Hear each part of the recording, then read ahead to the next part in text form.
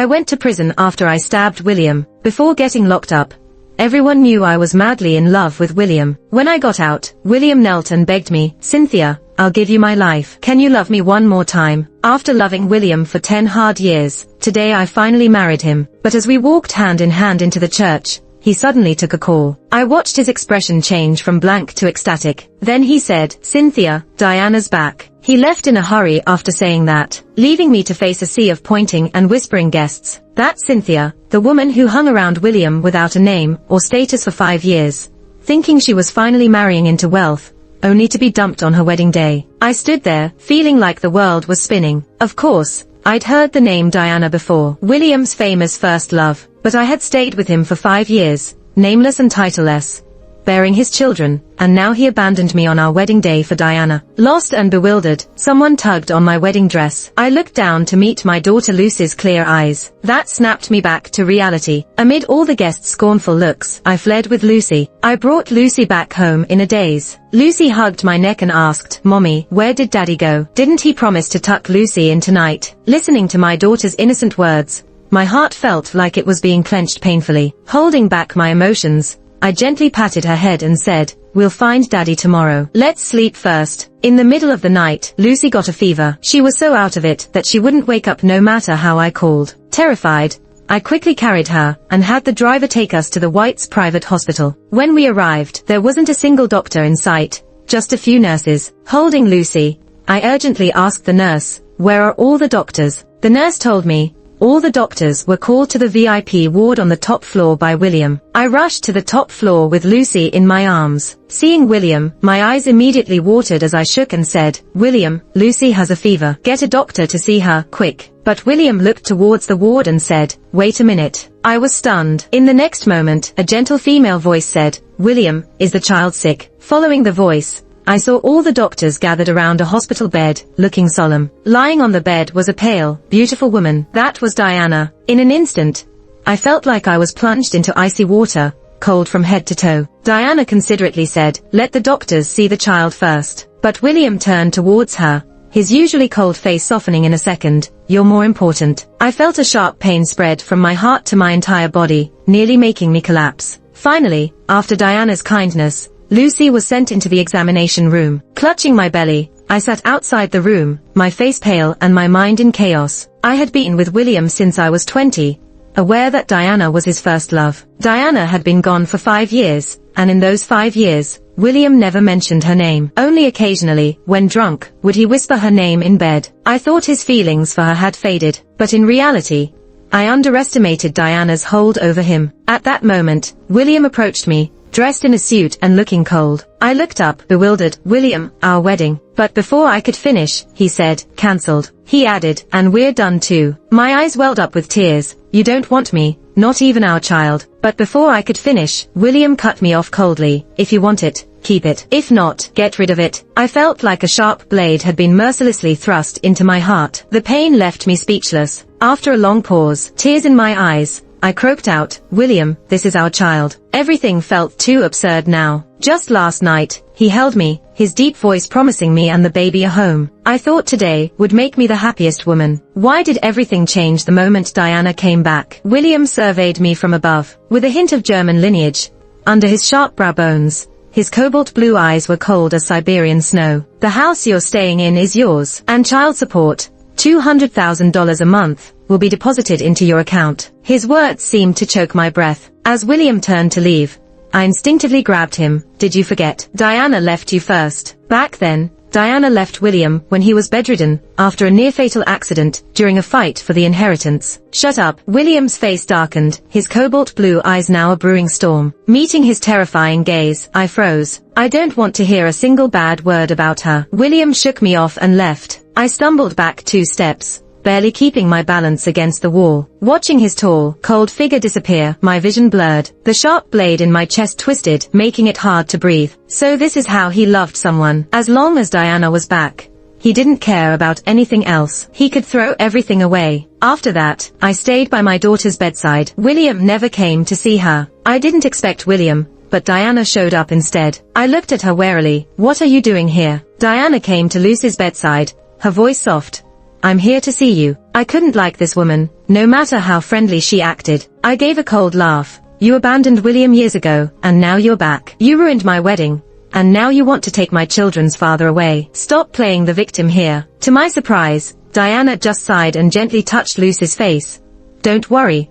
I'm not here to take him. Then she left the room. I felt like I had punched a pillow, confused and annoyed by Diana's attitude. Later that night, I had just put my daughter to sleep when William finally came to the room. I was happy, thinking he came to see our daughter, William. But before I could finish, he grabbed my neck. William's face was ice cold. What did you do to Diana? She passed out as soon as she got home. My face turned red as I struggled to get his hand off me.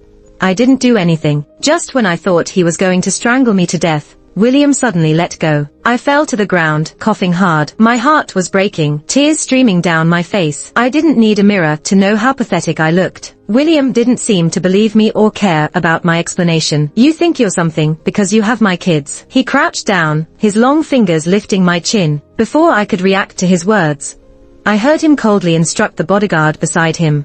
Get rid of the baby she's carrying. I was stunned, feeling like the sky had fallen on me. Just because Diana fainted, he wants to kill my baby. I looked at him in disbelief, tears in my eyes. William, are you crazy? Just when I thought William couldn't be any crueler, he did something even worse. William ignored me. The bodyguards dragged me into the surgery room. As I was strapped onto the surgical table, with the cold scalpel pressing against me, tears streamed down my face. At that moment, I truly felt William's heartlessness. For these 5 years, I fought with my parents and couldn't go home because of him. When he had a car accident, I was the only one by his side. To get him back into the company, I had to please his grandfather day and night. I thought these things would warm his heart, but I overestimated myself. I closed my eyes, giving up the struggle. Suddenly, a doctor rushed in. Stop. Through my blurry vision, I recognized Diana's treating doctor. I didn't know what he said to William, but William let me and my baby go. You can go. I fled back to the recovery room, shaking uncontrollably. Fearing William might want to abort the baby again, I held Lucy and hid at home. Once home, I felt safer. There were still decorations and balloons. A large area on the first floor was a children's zone with slides and other facilities. There was also a section with blue and pink cushions, a blue fence surrounding it, and toys for my unborn child. Things William and I had set up together. I looked at everything in a daze, feeling lost. I couldn't understand how everything could change so drastically in just one day. All the happiness seemed like a dream. Suddenly, I felt a soft little hand move against my chest. Lucy hugged me, burying her head in my arms. Mommy, don't be afraid. Lucy will always be with you. I felt a lump in my throat, gently touching Lucy's head, trying to conceal my emotions. Mommy will make you some noodles. Okay, Lucy answered obediently. I put her down and went to the kitchen, after composing myself. When I came out with the food, I was surprised to see Lucy playing in the play area with William. I froze. I thought he would be with Diana at the hospital, but he was here. Seeing Lucy's happy face, for a moment, I felt like everything was back to normal. Then William looked up at me. Take the child out. I snapped back to reality. The maid took Lucy away, leaving only William and me in the room. William approached, dressed in a perfectly tailored black suit, exuding an overpowering presence. His eyes were cold and his voice hoarse. He said, Diana has leukemia. I was stunned, feeling a cold laugh rising inside me. What does that have to do with me? William suddenly fell silent. My heart skipped a beat. The next second, I heard William say, Lucy's bone marrow is a match for Diana. My mind went blank. My heart nearly stopped. You want Lucy to donate bone marrow to Diana? I was so angry my eyes turned red, my whole body trembling as I forced a sentence out. No way. Our daughter is only 5. Do you want to send her to her death? William was extremely unhappy, his long eyes cold and indifferent. It's just a small surgery. Why make it sound so serious? I turned pale. A minor surgery could be life-threatening. I clenched my teeth.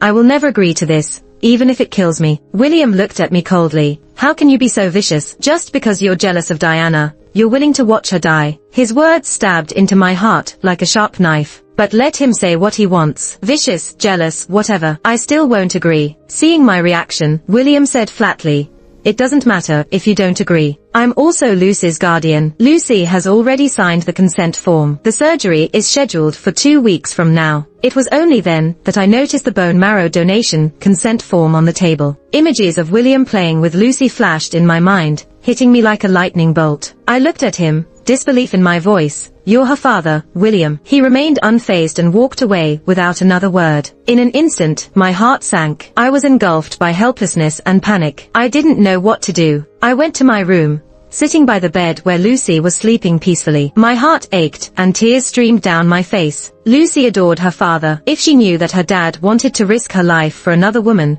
how devastated would she be? I sat by her bed all night. The next morning, after instructing the nanny to take good care of Lucy, I headed to the White's private hospital. Diana was alone in the ward. I went straight to her. Diana, if you have any issues, take them out on me. Why involve a 5-year-old child? Diana smiled calmly. What are you talking about? I don't understand. Her calmness made me look even more frantic. My throat tightened with grief and anger.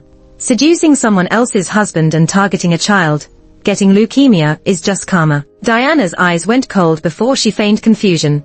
Whose husband did I seduce? Are you and William married? My face turned pale. Everyone in Philadelphia knew that William had abandoned me for Diana halfway through our wedding. Now, I'm just William's nameless lover. At that moment, William's angry voice came from the door. Cynthia, stop making a scene. Diana doesn't know about the bone marrow. It was my decision. He walked in with large strides, blocking Diana from my view, staring at me coldly, almost confirming his words. Diana pretended just to find out about it. William, how can I take a child's bone marrow? It's okay, I can wait longer. William turned to her, his eyes gentle and filled with affection. You're too kind, always thinking of others. As I listened, enraged, feeling as if submerged in glacial water, I watched as William embraced Diana tenderly. It was as if they had never been apart. My years with William suddenly seemed non-existent. Clutching my chest, my body swayed, my world tipping over. William glanced at me, then coldly instructed his guards. Take her away. Just then, the attending physician who came in with William said, Mr. William, I've checked the baby in Cynthia's womb. The baby's cord blood can match Diana's and be used in her surgery. Hope sparked in my heart as I grabbed William's hand, pleading, William, I'll give the cord blood to Diana, just spare Lucy. He looked down at me as my heart clenched continuously. Fortunately, he finally nodded in agreement. I stumbled out of the ward. Outside the hospital, I unexpectedly ran into an old college friend. Cynthia, are you alright? My old friend looked at my expression cautiously. I heard Diana's back. Are things okay between you and William? I could only force a smile. We're fine. My friend sighed in relief. That's good. After all, it's been so many years, and everyone has settled down. A chill ran through me. What do you mean? My friend seemed surprised. Didn't you know? Diana got married abroad. Watching my friend walk away, my body felt numb. Diana was married. Did William know? After returning home, I immediately asked a friend to investigate Diana's past 5 years abroad. The results came quickly. The friend told me over the phone, Diana got married 5 years ago to a foreign man. They had a son. When she got sick, she tested her son's bone marrow, and it was a match. Hearing this, anger surged through me, clenching my fists tightly. I finally understood. Diana's goal in returning was all along for Lucy's bone marrow. I rushed out of the house to find William. Unexpectedly, I ran into William and Diana at the door. I asked in disbelief, why are you bringing her home? William answered calmly, from today on, this is Diana's home. I felt like I'd been hit hard in the chest. I threw the information my friend sent me right in front of William. Do you know she's married and has a kid? She's been lying to you the whole time. William froze, about to open the file. Diana suddenly broke the silence. Yes, I am married. I looked at her in shock, not expecting her to admit it so quickly. But then, Diana's eyes turned red, filled with deep affection, as she looked at William. When you were like that, my dad forced me to marry someone overseas. I told myself I had to forget you, but I just couldn't. So I dropped everything to come back and find you. I know what I'm doing is wrong, but I can't control my heart. I just didn't expect that when I came back, I'd find out I have leukemia. Her words made me nauseous, and I couldn't stand it. I interrupted loudly. Diana, stop lying. Enough. William's eyes showed both guilt and sympathy for Diana. He threw the file on the ground, looking indifferent. You don't need to try and turn us against each other. I already know she's been married, and I don't care. His words felt like a hard slap in my face, leaving me dizzy and disoriented. My eyes reddened with disbelief, and I blurted out, You believe these lies, William, you're being a fool, you know that. My words were cut off by an angry slap from William. Fire seemed to flicker in his dark eyes. Move out immediately. I don't want you disturbing Diana. With that, William supported Diana into the villa. As I watched them walk away, my tears flowed uncontrollably. 2 hours later, I finished packing. Dragging my suitcase, I ran into Diana at the staircase. Clenching the suitcase handle tightly, I forced my last bit of pride, expressionless. You won. Diana approached me, speaking softly. You look so pitiful. Part of me almost feels sorry for you. I sneered. You don't love him. You're just using him. Once the baby is born and you have surgery, you'll leave him. You're right. But, Diana's eyes turned cold. I don't plan to wait that long. I shivered, not having the chance to respond before Diana pushed me hard down the stairs. The intense pain hit me,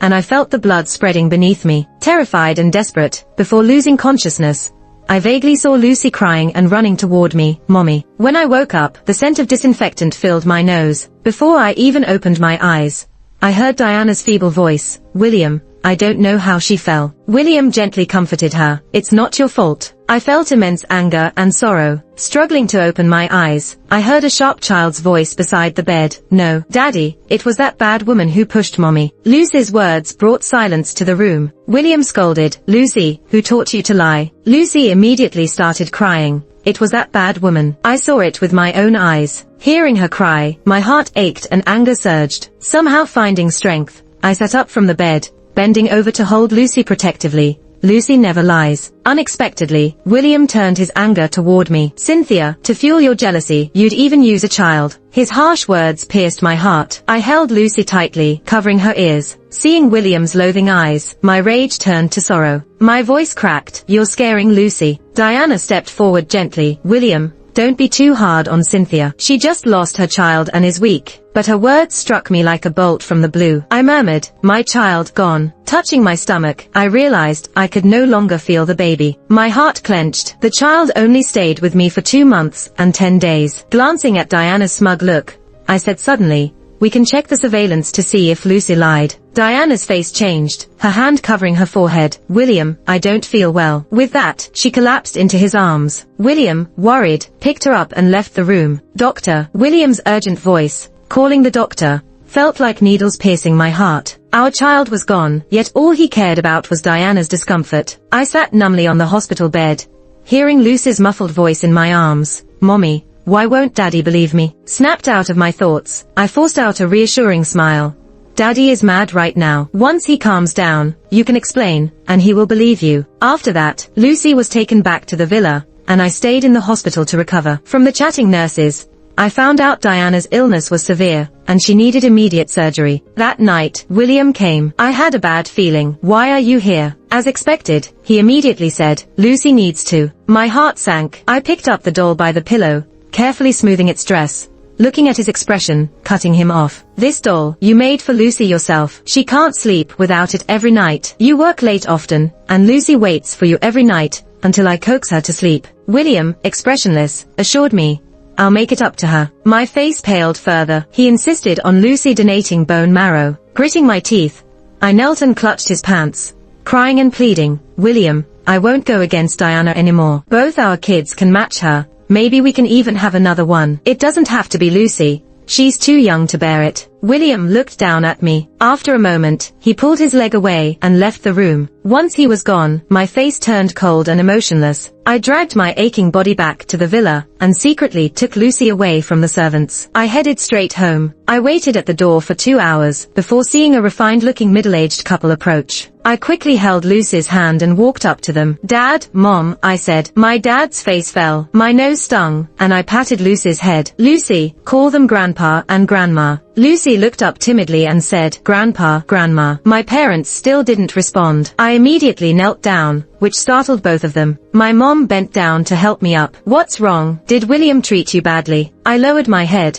feeling a sharp pain in my chest. Did William treat me well? Other than giving me money, he always had a cold face towards me, never even smiled at me. I followed him for years without a title, ridiculed by those around him. He knew it but never cared. When I gave birth, he was busy with business deals. My chest ached again, and I hit my head on the ground, choking up. Dad, Mom, I'm in trouble. Please take care of Lucy for a while. You're still so stubborn. My dad yelled angrily. I told you before, if you don't cut ties with William, I don't have a daughter like you. Don't bother with her. Let's go inside. My dad then walked into the house. My mom hesitated, looked at my pleading eyes, and finally picked up Lucy, crying as she went inside. Listening to Lucy's cries, I broke down in tears too, before covering my face and taking a cab. Where to? The driver asked. I was dazed. Just drive around. The driver started the car. I was lost in my sorrow. When we passed a square, I looked up and saw the news on the big screen. A century wedding. White's Group's CEO William proposes to Diana. My face turned pale. I clutched my clothes tightly,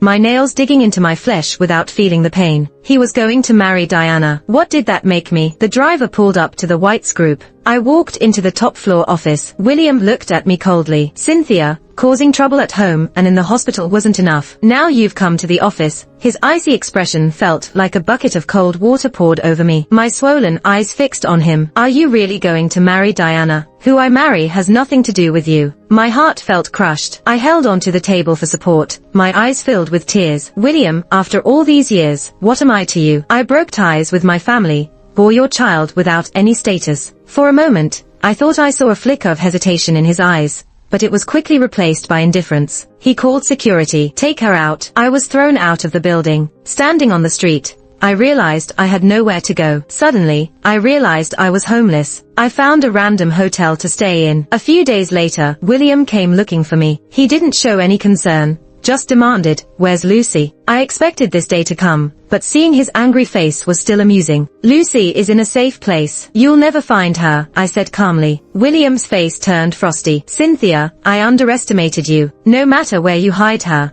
I will find a way. No one had ever escaped his control, hence his loss of composure. William didn't want to say more and turned to leave. I grabbed his sleeve tightly. Don't go. Why can't you leave Lucy alone? But William remained unmoved, pulling his sleeve away and leaving. I fell to the ground, shouting at his back, William, if anything happens to Lucy, I'll haunt you forever. During that time, I worried and wanted to contact my mom, but knowing William's methods, I didn't dare, fearing he'd find out. Still, he found out. William's assistant took me to his office. William handed me a tablet. A trending news story appeared.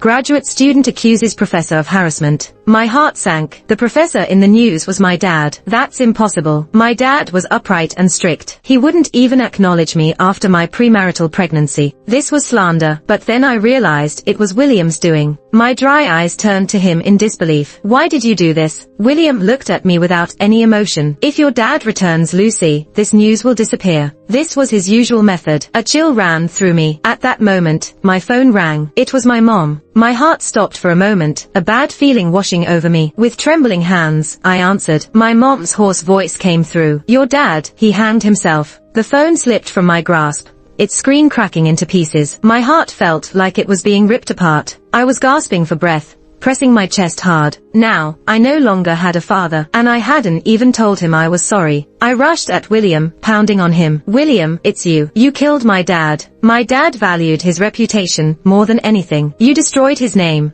It's like you killed him. William grabbed my hands, his expression unchanged. If you don't want your dad to carry this stigma even after death, bring Lucy back to me. After he finished talking, he just shook me off and walked away. I collapsed to the ground, tears streaming down my face. After a while, I picked up my phone from the ground and rushed out to hail a cab home. As soon as I got out of the cab, I saw a bunch of reporters gathered at the door. They were surrounding my mom, who was dressed in black, with a white chrysanthemum pinned on her chest, looking heartbroken. The reporters were bombarding her with questions, each one stabbing at my heart. Did Professor John commit suicide because he knew he was guilty and wanted to escape punishment? As his wife, did you already know about his crimes and chose to cover them up? My mom argued, my husband didn't do this. He spent his life teaching, imparting moral principles, and would never do something like this. Even in death, you won't let him rest. Because she spoke so forcefully, my mom started coughing violently, but the reporters were clearly unsatisfied and kept pressing her. I pushed through the reporters and rushed to protect my mom.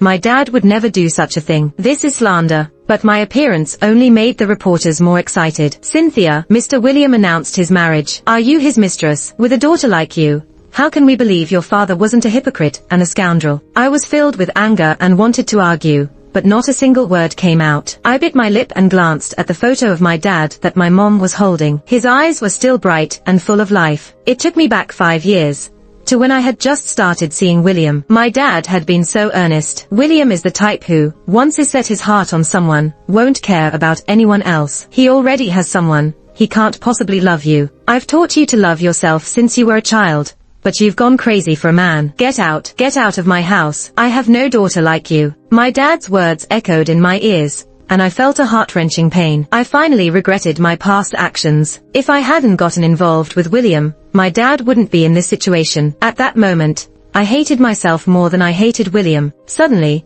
my mom pushed the reporters away and stood in front of me. This has nothing to do with my daughter. Some people just have no conscience or basic morality. Looking at my mom's back, my heart trembled and tears started falling. My mom said resolutely, "My husband couldn't have done this. I can stake my life on it." After saying that, she suddenly ran toward the wall while holding the photo. Everyone was stunned. The once bustling morning hall fell silent, so quiet you could hear breathing. My mom collapsed to the ground, blood oozing from her forehead, which stung my eyes. I felt a heart-wrenching pain.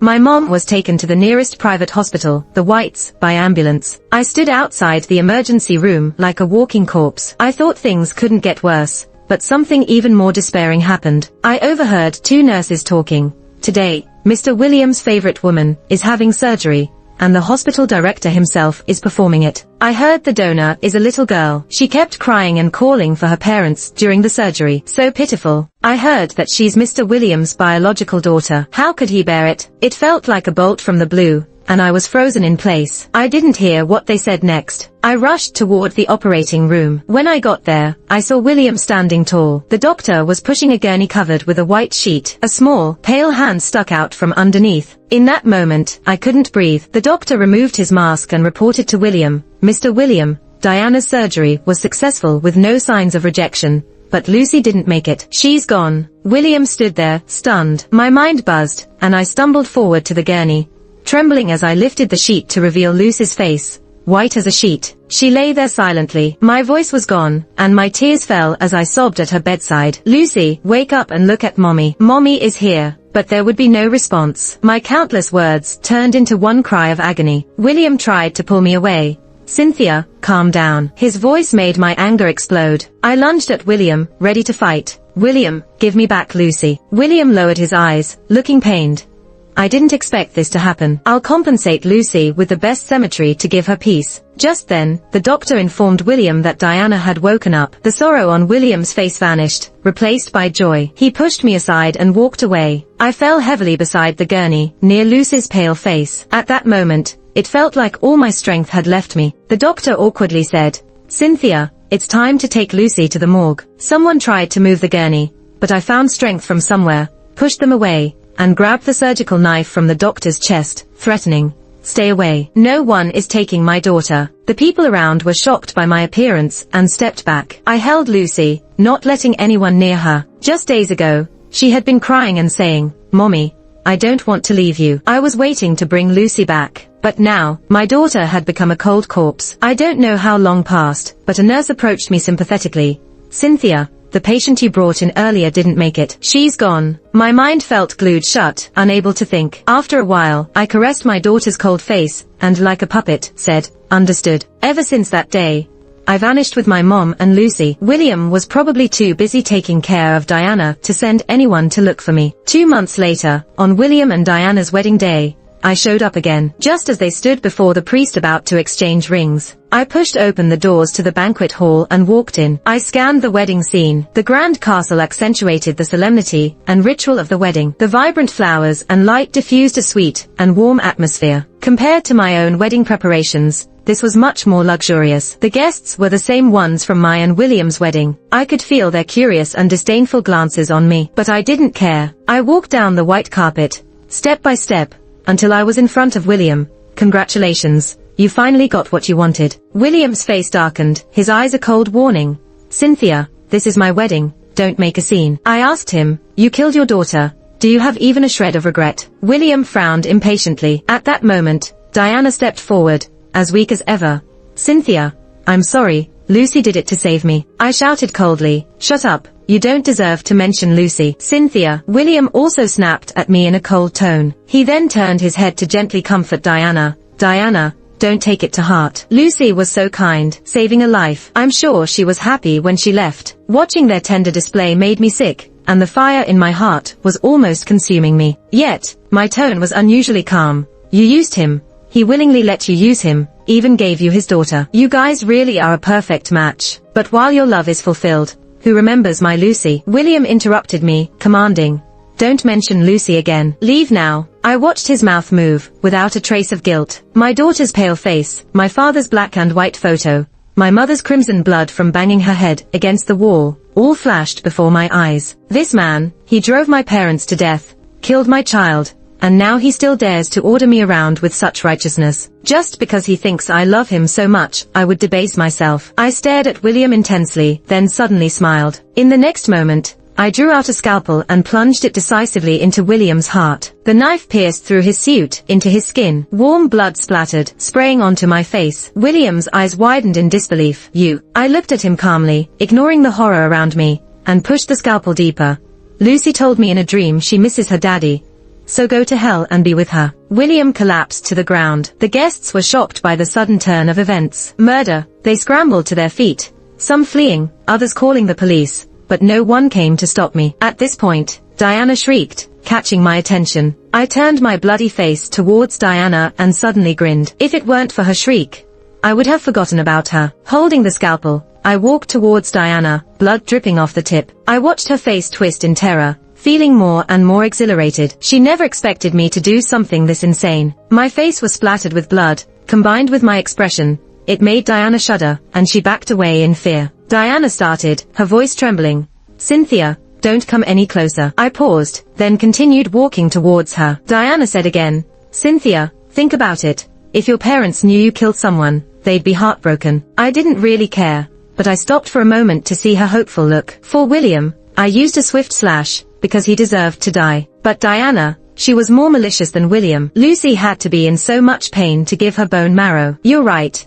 It would be great if this anger could bring them back to life." Realizing her words weren't working, Diana kept running, circling the stage toward the door. Watching her flee made me happy. I wasn't in a hurry to chase, walking leisurely. Yet, just as she reached the door, Diana tripped over her dress and fell to the ground. I caught up to her quickly, squatted down, straddled her body with my legs, grabbed her veil, and pressed the bloody scalpel to her neck. I looked into Diana's wide, almost bulging eyes with satisfaction. I was ready to raise the knife for the final strike, to avenge Lucy, when she trembled and said, "You can't kill me." I asked, puzzled, "Why not? I have the same blood as your daughter in me." Her words made me pause, and I moved the scalpel away. "You're right. Your body has Lucy's blood in it. I can't just kill you and taint Lucy's blood with your filth." So, before Diana could feel relief, I slashed her with the scalpel.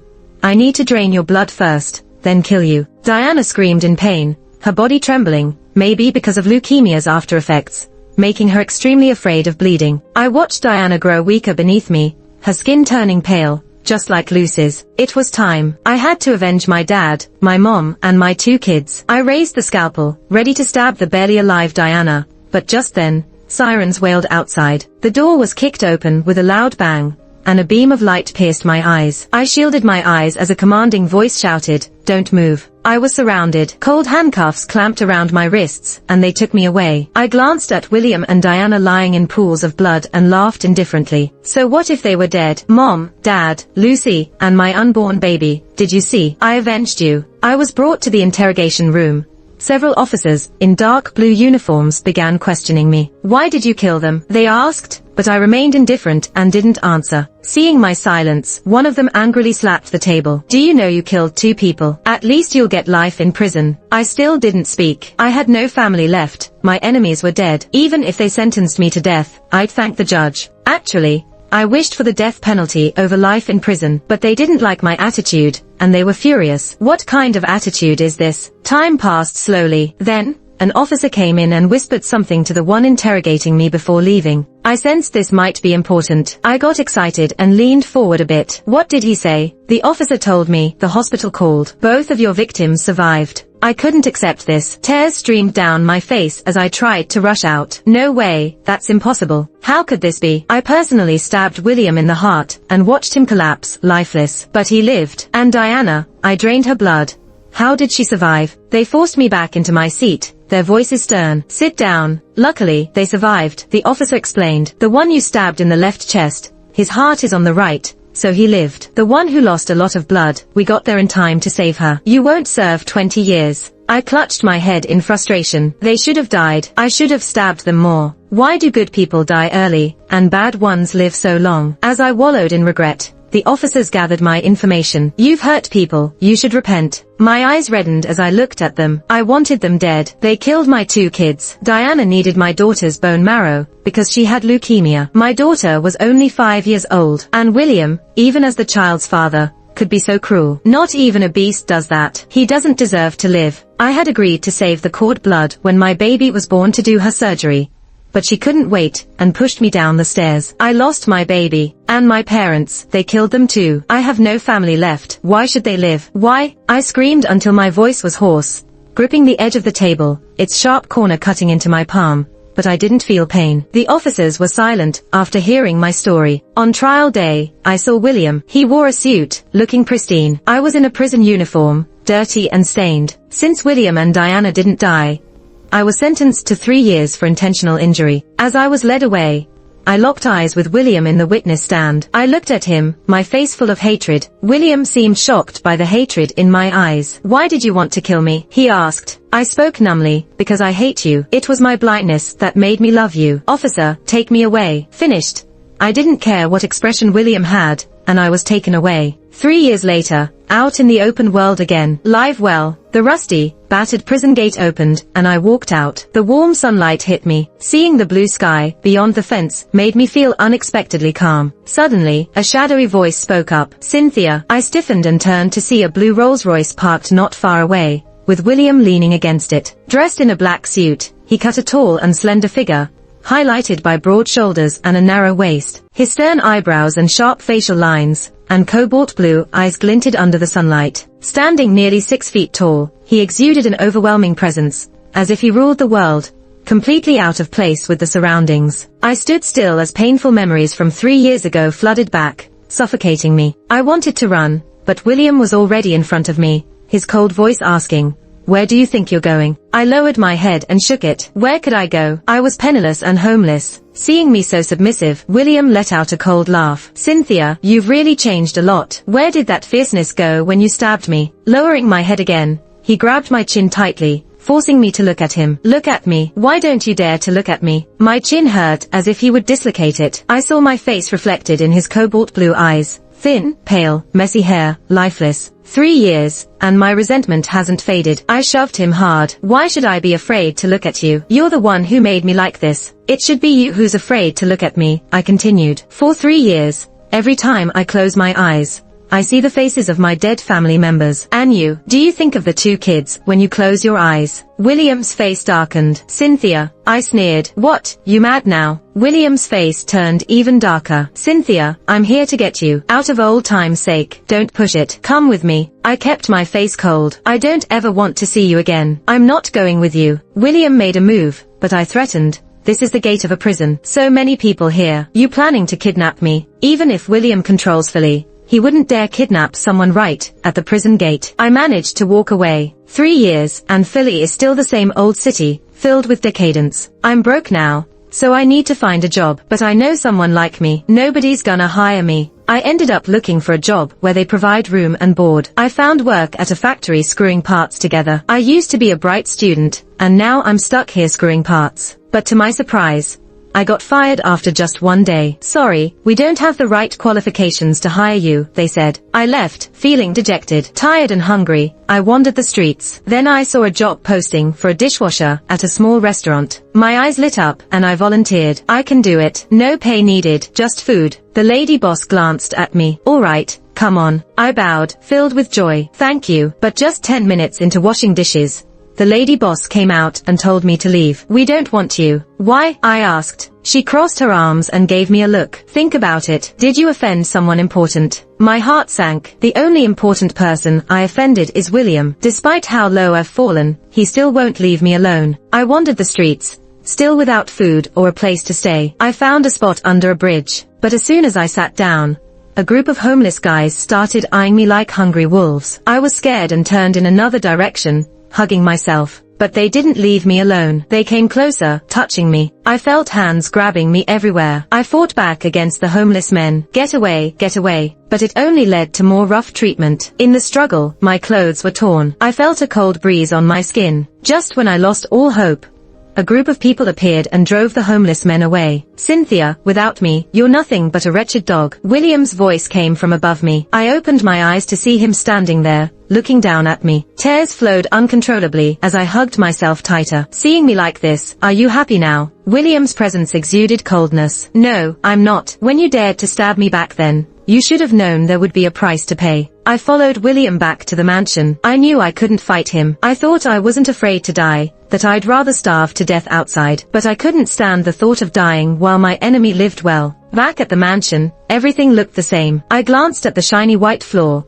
remembering the scene from years ago when Diana pushed me down the stairs. The bloodstains still haunted me. I took a deep breath, trying to steady myself. Why did you bring me back? You're not thinking of keeping me here, are you? William looked down at me, lips curling in disdain. Dream on. From now on, you're the lowest servant here. That's how you'll pay for your crimes against Diana and me. I stood there, stunned, my face still blank. Seeing no reaction, William seemed to get angrier. He ordered the butler, from now on, she gets all the dirty and tiresome work. As soon as he finished, the butler handed me a rag. I took it and started cleaning. I cleaned from the 3rd floor down to the 1st, even the basement. Everyone else was asleep while I kept wiping and scrubbing. After a night of hard work, my stomach ached with hunger. I saw William sitting at the breakfast table. I stared at him until he noticed. You want to eat? He asked. I licked my dry lips. William picked up a bun and handed it to me. Just as I reached out, he dropped it to the floor. Eat? But he underestimated me. I picked up the bun and ate it,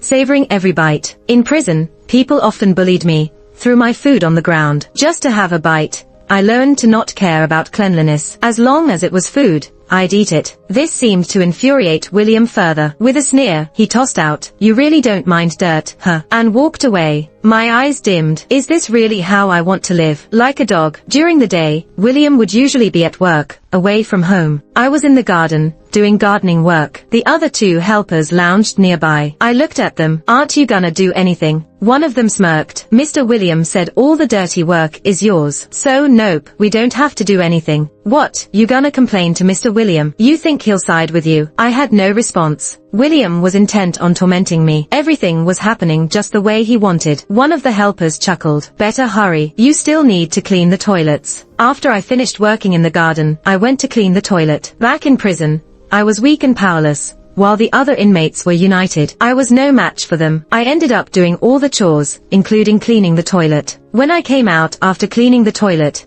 I was surprised to see someone surrounded by servants. It was Diana. She was wearing a white dress, her skin fair, exuding a noble elegance with a touch of fragility. I, on the other hand, still smelled like air freshener. Diana's soft face turned dark when she saw me. Cynthia, what are you doing here? I wasn't expecting to see Diana here. After all, I'd been here for 2 days without seeing her. Judging by her expression, I could tell William hadn't told her I was here. I have nowhere to go, I replied. William told me to stay here and work as a servant. Diana looked me up and down, her voice sharp as she saw my maid outfit. William made you a servant. Fine. As a servant, you'll take good care of me. She emphasized the last part. I had a bad feeling about this. Diana sat by the pool, sent everyone else away, leaving just the 2 of us. Her tone remained soft and weak. Get me a glass of juice. She was still putting on her usual act, making me despise her. I stood still, my eyes clear and focused on her. Aren't you afraid I'll poison your juice? Diana's expression changed. She walked to the poolside,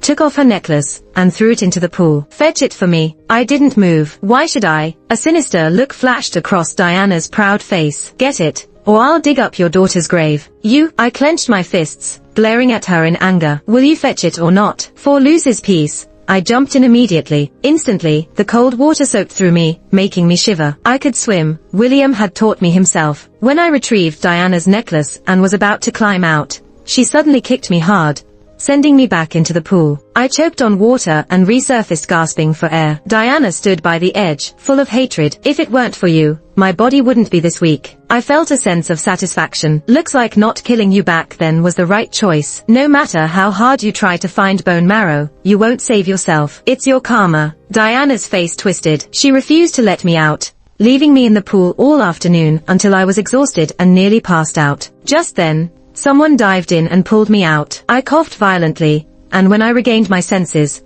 I saw a soaking wet William. His eyes showed worry. Are you okay? He actually cared about me. I was a bit dazed. Did I still have a place in his heart? But then Diana's soft voice chimed in. William, I asked Cynthia to fetch my necklace from the pool, but she almost drowned. You know how weak I am. That's why I hesitated at the edge. It's my fault. I coldly laughed inside and handed the clenched necklace to her, my voice weak. Don't lose it again. I turned to leave, but William grabbed my hand. Don't you have anything to say? I stiffly turned to look at him. What should I say? That Diana deliberately refused to let me out, making me stay in the water all afternoon to drown. Just like she pushed me down the stairs years ago, killing my child. Lucy saw it happen. You didn't believe it then. Will you believe it now if I say it's on purpose? Diana looked hurt. How could I do such a thing? Before William could respond, the servants suddenly rushed in. Mr. William, we saw it clearly outside. This woman stayed in the water on purpose. Furious, William kicked me back into the water. Cynthia, I can't believe you're still pulling the same act to frame Diana. Tonight, even if she dies in the water, no one is to pull her out. Standing in the water, I felt more pain in my heart than in the kicked spot. I laughed bitterly, no longer hoping for anything from William. William stood on the edge, looking down at me. Why are you laughing? Shivering in the water, I replied, laughing at how deep your love for her is. I glanced up at the pool's security camera. You can check the footage to see the truth. The butler stepped forward with an air of certainty. The camera's broken. Everyone was twisting the truth. William snorted and then left, supporting Diana. To prevent me from climbing out, he assigned 2 people to watch me. I had already been in the pool for a long time, and soon I passed out from weakness. When I woke up the next day, I was in the nanny's room. Rising from the bed, I felt thirsty and dizzy. I touched my forehead. It was burning. I had a fever. Being in the water all night, how could I not get sick? Before I could rest, a servant walked in, bossing me around. Cynthia, you're here to work, not to enjoy yourself. Who do you think you are? Get up. The master wants to see you in the living room. I groggily got up and followed her to the living room. There, William and Diana were on the couch, kissing. William's hand was on, well, an indescribable part of Diana. The sight was so intense, it felt like a hammer to my heart, causing a dull ache. Finally, they pulled apart. I lowered my eyes, my voice hoarse. Why did you call me here? William ignored me and picked up a box containing a diamond necklace, looking quite expensive. He personally put the necklace around Diana's neck. This is for you. I was stunned. Did he call me to watch him give jewelry to Diana? Not feeling well, William looked at me, a smirk on his lips. Why pretend? If you're jealous, just say it. My lips moved. Why would I be jealous? William's demeanor changed. Just then, Diana clung to William and offered kindly, William, every time I see Cynthia, I think of Lucy. She saved me, but I never did anything for her. How about we help rebuild her grave? I immediately remembered Diana's words from yesterday. She said she wanted to dig up Lucy's grave. No way, I shouted, face red with anger. I grabbed a nearby fruit knife and lunged at Diana. Diana, you've gone too far. You won't touch Lucy's remains. Diana turned pale and hid behind William, but this time, William didn't protect her like he used to. He only had eyes for me. William stepped forward and snatched the knife from my hand. Cynthia, are you trying to kill someone? I was held in his arms, feeling dizzy. Weakly, I said, let me go. I need to kill her. But in reality, I was seeing double of William. Mumbling those words, I fainted. As I passed out, I seemed to see William rushing toward me, cradling me in his arms. Get the doctor. Diana was left behind, looking incredulous. When I woke up, I was in a luxurious room. I recognized it immediately. It was the master bedroom. You're awake. William's deep voice came from the side. I tried to get up from the bed and remove the four in my hand. William stopped me. What are you doing? I looked at him with disgust. This is your room with Diana. It makes me sick. Sick? Why do you feel sick? What right do you have to feel sick? William's face darkened. He held my hands with one hand and grabbed the back of my head with the other, kissing me on the lips. His kiss was forceful, prying open my mouth, and roaming inside. Thinking about him kissing Diana made me feel nauseous and furious. I pushed him away without restraint and started to gag. William's face was grim, his voice laced with anger. "Cynthia, you're something else." In a fit of rage, he turned and left. But in the following days, I didn't have to work anymore. When I was well enough, William came to find me, accompanied by several men in black uniforms. One of them held a dress. It was a revealing bodycon dress. "I have a banquet to attend. You're coming with me." With that, he didn't give me a chance to refuse and had them do my makeup. When the makeup was done, I almost looked like my old self. Seeing the dress gave me a bad feeling. "I'm not wearing it." William's voice left no room for refusal. "You have no choice, if you want your family to rest in peace." I clenched my fists, glaring at William, but I had no room to resist. I could only change into the dress. I have very fair skin, and the red dress made it look like snow. The dress was very short, just covering my hips, with my thighs exposed. The top was a V-neck, showing cleavage. My body, curvy and alluring, gave off an air of seduction. My looks leaned towards bright and pretty, but my strict and upright parents never approved of anything degrading. So during school, I dressed plainly and had never worn something like this. I knew William wanted to humiliate me. Like a puppet, I stayed by William's side. Crossing his hands on his knees, he said meaningfully, "You better put on a good show later." I didn't respond, seemingly indifferent. But facing the unknown, I was anxious. Soon, we arrived at the Moon Club. Moon Club was the most famous in Philadelphia. It had everything. To get in, you needed both money and power. And the women who came in were to serve men. I knew this because William liked to do business there. Once, when William was drunk after a business meeting, I went to find him and was almost assaulted until William rescued me. At that time, I laughably thought he saved me because he liked me. But thinking back now, it was just male possessiveness. "What are you thinking about?" Suddenly, William's voice snapped me out of it. "Just remembering some things," I said, my eyes dimmed. William smirked. "Let's go in." Suddenly, I felt an arm around my waist. It was William's. The heat from his touch felt like 1,000 needles pricking me. I had to bear it. We soon entered a private room, which had a metallic decor that looked very stylish. Several men were already inside with female companions. Some men had their hands on their companions' thighs. Their companions giggled shyly. The scene made me instinctively feel sick. I clenched my hand to hold back the nausea. The executives greeted William with smiling faces. "Mr. William." No one noticed me, but I noticed someone leering. It was a chubby man, and I froze for a moment. It was Leo from the construction company, the man who tried to assault me 5 years ago. I didn't expect him to be working with William now. I sat by William's side, listening to their conversation. William seemed busy, wanting to meet Leo's brother-in-law. But Leo refused. "My brother-in-law's very busy. He won't even see me." Leo's determined gaze fell on me. "I know."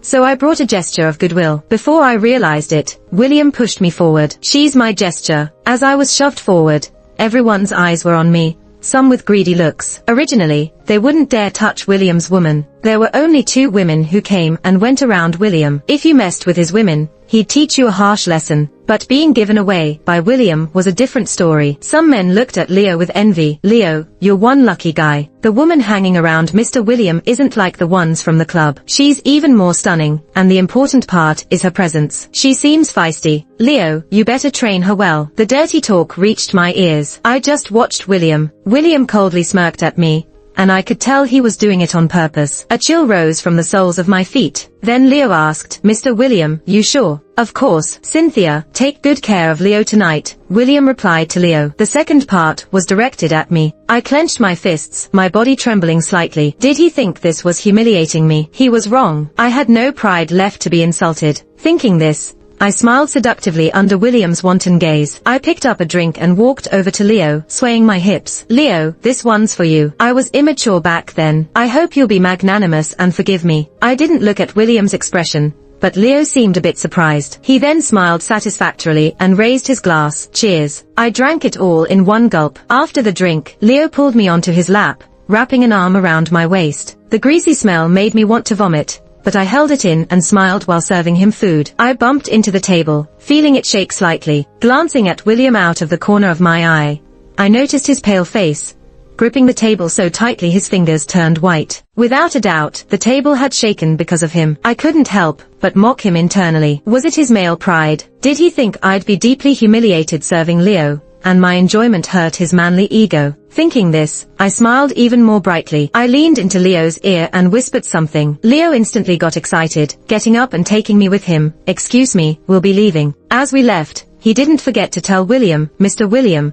I appreciate your sincerity. Rest assured, I'll meet my brother-in-law tomorrow." Just then, William's voice, as cold as ice, came through. "Stop. Cynthia, think it through. Are you really going with him?" I stopped and turned to him, my gaze clear.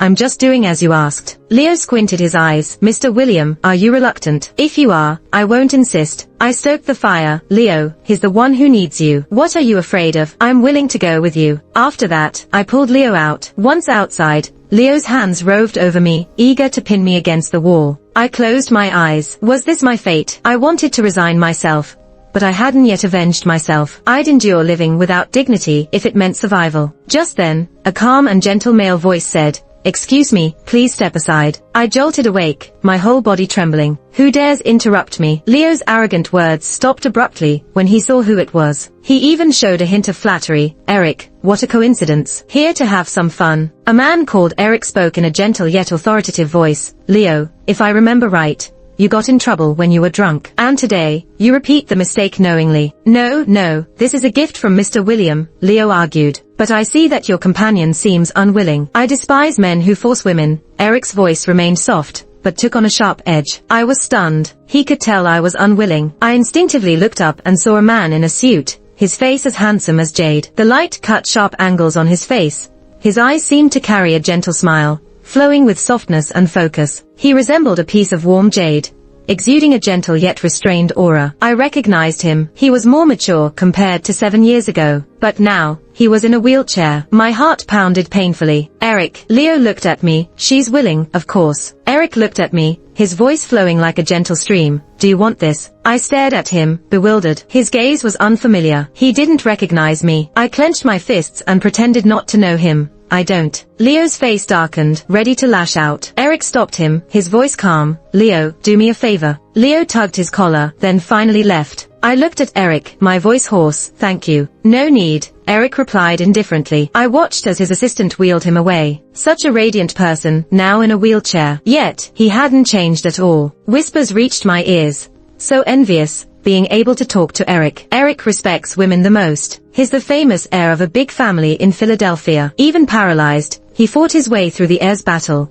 firmly controlling the company and making it one of the top enterprises in Philadelphia." I leaned weakly against the wall, my nose stinging as tears welled up in my eyes. I rushed into the bathroom. When I came out, I ran into William, who was looking for me. "Where did you go?" I composed myself.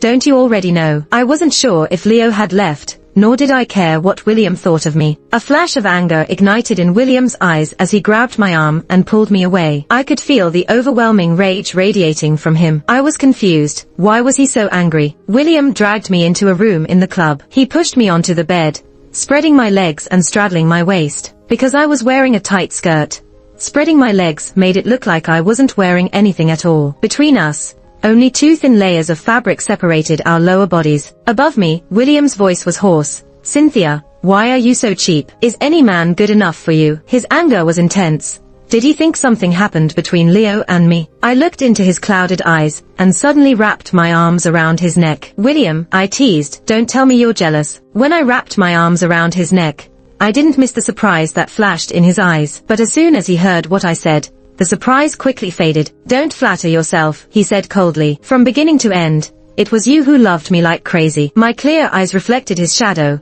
"But I don't love you anymore." Wrath enveloped William, and his breathing grew heavy. He lowered his head and kissed me, his hot hand moving up my thigh. My eyes darkened, and I bit down hard on his tongue the moment it entered my mouth. The taste of blood filled our mouths. I stared at him coldly. "I told you, any man would do, but not you." "Cynthia." William's rage intensified, pressing me down again. I couldn't fight him, especially since he was so furious. He grabbed my hands and pinned them above my head, brutally thrusting into me. The pain of being torn apart was excruciating. The shadow above me oscillated with his movements. I glared at him with hatred. "Do you hate me?" William sneered, anger. "What right do you have to hate me?" With that, he ripped off his shirt, revealing his well-defined torso. "Look at me." I turned my head away, but William forcibly turned my face back. "See this scar on my chest? You did this. If my heart hadn't been on the right side, you would have killed me. This is all thanks to you," he spat out, thrusting even harder with every word. At first, William seemed only to release his anger, but gradually, he leaned down to kiss me, stripping away my dress, his hand caressing my back. Suddenly, he froze. "What's this?" I knew he had seen my scars. I let him turn me around, knowing he was counting each one. In prison, my ribs had been broken. A scar from surgery ran under my chest. My back was riddled with burns from electric rods. I lay on the bed, my face calm yet mocking. "Do you think I had a good time in prison? Why didn't you tell me?" I clenched my fists, my voice trembling. "What was there to tell you, William? Everything that happened to me was your doing. If anyone has the right to hate, it's me. Your little injury is nothing compared to what I went through." William's eyes narrowed. He said nothing, pulling away from the bed. A tear escaped my eye, and after a long time, I picked up my clothes and sat at the edge of the bed, waiting. The sound of running water filled the room, and I stared blankly ahead. When William came out, he dressed without a word. "Come with me," he ordered. I followed him silently, like a puppet. We left the club, got into the car, and drove in silence. To my surprise, he took me to a hospital. Speaking to the doctor with authority, William said, "Prepare some scar cream." My eyes flickered in shock. I didn't expect William to be taking me to get scar treatment. In an instant, I returned to my blank state. After getting the cream, we returned to the villa. The house was brightly lit. I walked back to my room, opened the door, and found someone suddenly jumping onto my bed, uninvited. "Sorry," they said smugly, "this bed's mine now." I didn't respond. Another voice sneered, "Living with a whore like you, this whole room stinks." But their smug expressions froze, turning to terror. William's cold voice cut through the air. "Do you always treat her this way?" William had followed me. It was obvious he was angry. The two servants panicked, trying to reason. "Sir," William cut them off sharply, "from today, you're both fired. Gossiping won't be tolerated." The two women turned pale with fear and immediately tried to defend themselves. "Sir, we only treated her that way because Madam ordered us to. Madam hates her because she seduced you. Last time, Madam even threw a necklace into the pool and made her dive for it, keeping her in the water all afternoon. I also heard Madam threatened her by digging up Lucy's grave. Sir, you can't fire us. We belong to Madam." I didn't expect them to spill everything about Diana, just to plea for mercy. Black energy raged around William, his gaze sharp as a sword. He spat out one word, "Leave." They scurried away in a panic. I didn't even lift my head, just stood there, stunned. William looked at me, a glint of determination in his cobalt blue eyes. "I'll give you an explanation." I sat on the bed, placing the medicine aside. "Would you really hurt the woman you love?" William didn't respond, his thin lips pressed into a line. I had no hope in his attitude. His reaction didn't surprise me. William didn't dwell on it either. "Let me apply the medicine for you." I handed the medicine to him. The next day, the entire mansion was abuzz with the news that William had stayed with me alone all night. The servants all looked at me strangely. I didn't care. It wasn't the first time I'd faced rumors since I started following William. I didn't expect to meet Diana at the staircase. The mansion's stairs divided left and right, but were connected at the first landing. Diana and I came down from opposite sides, just like 3 years ago, and bumped into each other. Diana blocked my way, her voice lacking its usual gentleness, now cold. "You slept with William." I retorted coldly. "Seems like you didn't satisfy your husband, using all your energy elsewhere." "Huh." A flash of guilt crossed Diana's eyes. "What are you saying?" I saw right through her. "You're wondering if I know something, right? Diana, you're gutsy. William loves you, but he won't tolerate being deceived." As soon as I said that, Diana dropped her pretense of gentleness, grabbed my collar, and got in my face. "What do you know?" I caught her hands, meeting her glare without fear. "While I was in prison, an old friend of mine visited and helped me look into some things. Like how you never divorced your husband abroad and now he's back with your son. You still meet up with him frequently." Diana's face went pale. She was stunned. I pried her hands off me, demonstrating a child's height in the air. "Your son should be 8 this year, right? About this tall, or this tall. If my Lucy had grown up, she'd be this tall too, in 2nd grade by now." Lucy was bright, always scoring 100s. I smirked. "Tell me, with William's temper, if he knew you lied to him, what would he do to your husband and son?" "I'm really curious." Diana was shocked that I knew so much. Her face turned white, but she recovered quickly. "Even if you tell William, he won't believe you." I noticed her eyes and steps moving toward the edge of the stairs. I understood her intention and moved with her, positioning myself directly above her. Diana grabbed my wrist, eyes malicious. "Last time, I killed your child here. If you push me down for revenge, William would be furious, right? I'd make him punish you, push you down the stairs. Then, I'd bribe the doctors to ensure you die in surgery. My secret would stay intact." As she finished, she stumbled forward, trying to make it look accidental. I played along, pushing her forcefully. "Diana, I'll grant your wish." Her smug expression turned to shock as she fell, clearly not expecting me to actually push her. Unfortunately, I didn't have the chance to savor her terrified look as she tumbled down. Watching Diana lie in a pool of blood, I felt a strange relief, my eyes slightly reddening. That's when William returned. Our eyes met. He didn't say anything, just picked up Diana and headed to the hospital. As for me, I was dragged forcefully to the hospital by the servants. We arrived a bit late. Diana had already been treated. Diana's neck was braced, her face paper white, as she leaned against William. "William, I interrupted her. Just a fall down the stairs, yet so weak. You'd think she was dying." William spoke coldly. "Stop talking." A sharp pain struck my heart, like a needle. When I lost our child from a fall down the stairs, I didn't act like this. Her fall was nothing compared to mine. William seemed to ponder, his eyes studying Diana intently. Diana, sensing his doubt, grew uneasy. Because of the wedding incident, my body's always been weaker than normal. I met Diana's vengeful gaze. She hated me, naturally. If she had fallen on her own, she could have controlled the impact, and wouldn't have been this badly hurt. A servant beside me spoke up. "Sir, the madam's already weak from surgery and blood loss. This fall nearly killed her. Plus, we all saw her push the madam down with our own eyes," she said, pointing at me. I wasn't surprised at all. Others chimed in too. "We all saw it with our own eyes." Diana gently persuaded. "William, don't be mad. The stairs aren't that high. It was my own fault, not Cynthia's. I owe her this much." Saying that, tears began to fall. I couldn't help but clap for Diana. Her acting was even better than before. William listened, his clear eyes fixed on me. "Did you push her?" I met his gaze without backing down. "If I said she fell by herself, would you believe me? Do you believe what you're saying?" William's words cut off midway. Seemingly remembering something, he turned and looked coldly at the two servants.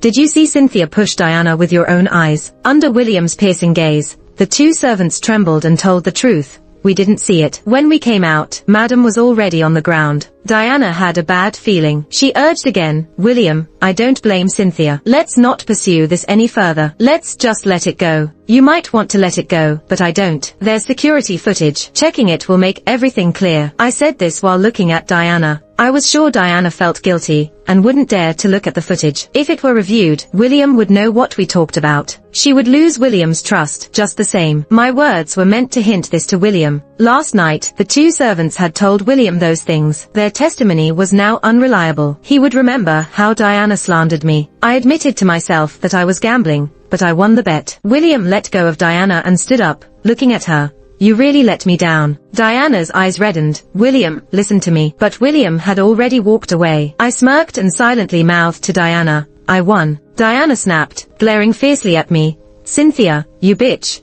I should have let you die in that prison." I remembered the days in prison, living a life worse than death, constantly on edge. I thought it was William's doing. From her words, it seemed like it was Diana. This grudge, I would surely settle. I just left her with, "Take care and get well soon." Then I turned and walked out of the ward. With William gone, I pondered on how I should get back. I had no money, even taking a cab was impossible, but I didn't expect to run into Eric at the hospital. I casually glanced out the window and saw Eric. He seemed to be doing physical therapy, walking back and forth with the help of bars, sweat beading on his smooth forehead. He looked like he was in pain, but he didn't give up. Suddenly, he stumbled forward. By the time I realized, I had already dashed into the therapy room and caught him. "Are you okay?" Eric looked up at me. "Thanks." I helped him into his wheelchair and skillfully massaged him. For physical therapy, you shouldn't walk for more than half an hour each time. Overdoing it can damage your muscles and won't be beneficial. If you walk too much, you need a massage. Eric asked me, "Do you know a lot about this?" My eyes dimmed a bit and I replied, "Yes.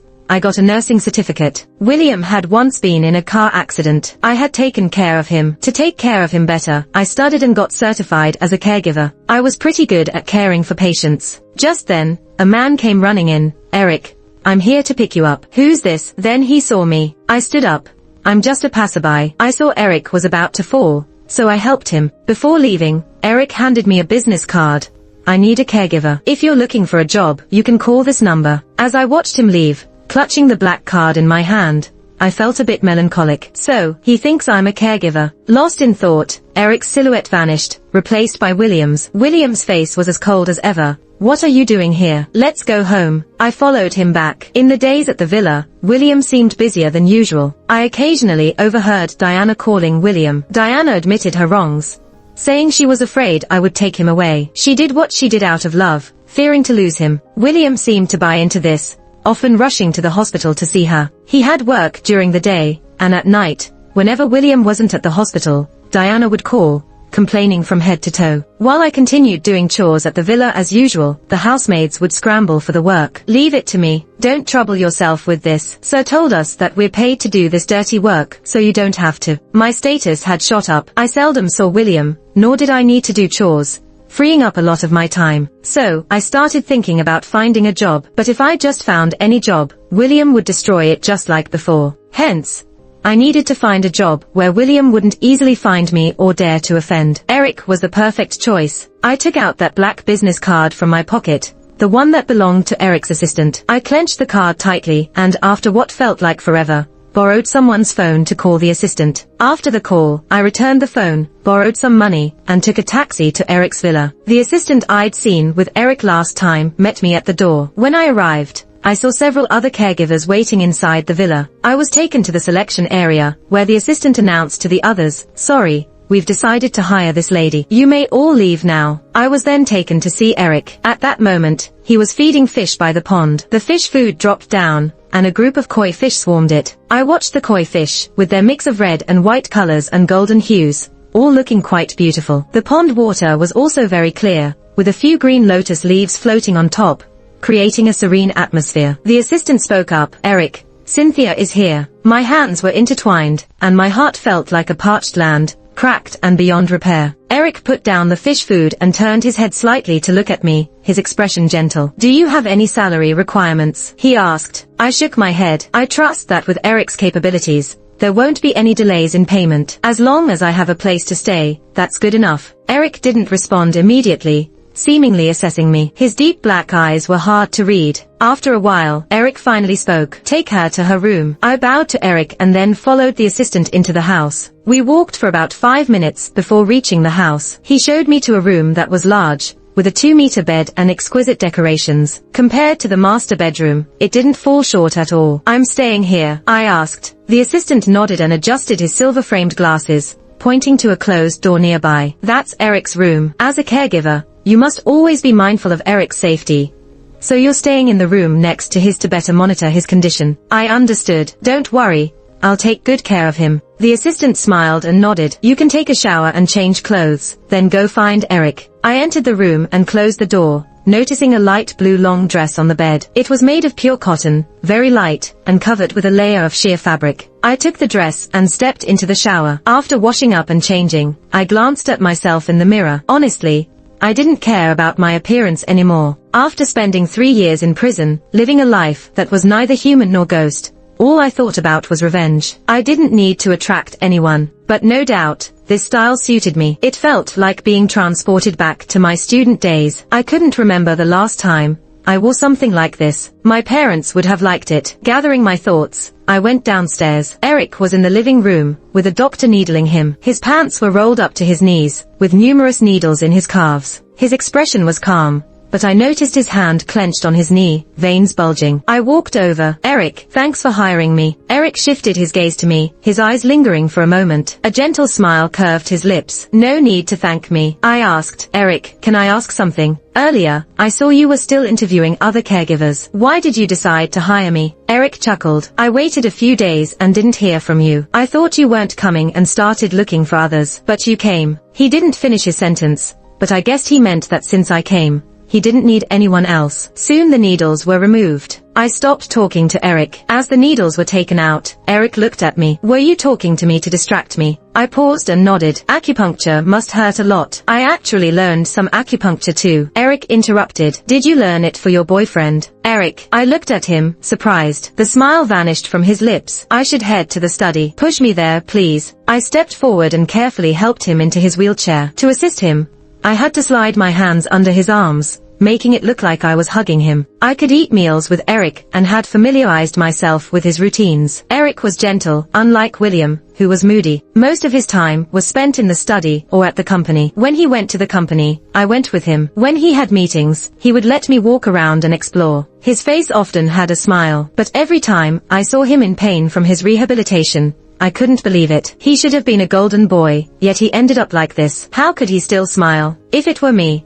I wouldn't be able to stay as calm and composed. I'd only think of destroying everything. But our relationship was strictly employer and caregiver. Even if I was curious, I wouldn't ask. I had been with Eric for a week, and William hadn't come looking for me. I guessed he was still entirely focused on Diana and hadn't noticed I was gone. I went from being constantly on edge to feeling relaxed. This day, I followed Eric to the company again. Eric was going to a meeting. He said to me, "Go walk around for an hour, then come back." I patted my pocket, feeling a bit embarrassed. "I'll just wait outside." Waiting was what I did best. But suddenly, a black card was thrust in front of me. I looked up to see Eric holding a black card with his long fingers, saying, "This is your advanced bonus. Go buy something." I held the card in my hands, encouraged by his look. "I'll push you to the meeting room first." Soon, we arrived at the meeting room. Pushing Eric into the meeting room, I took the card and headed to the mall across the street, planning to buy something. But no sooner had I left the building than I was blocked by a group of black-suited bodyguards. My heart tightened. I tried to sidestep,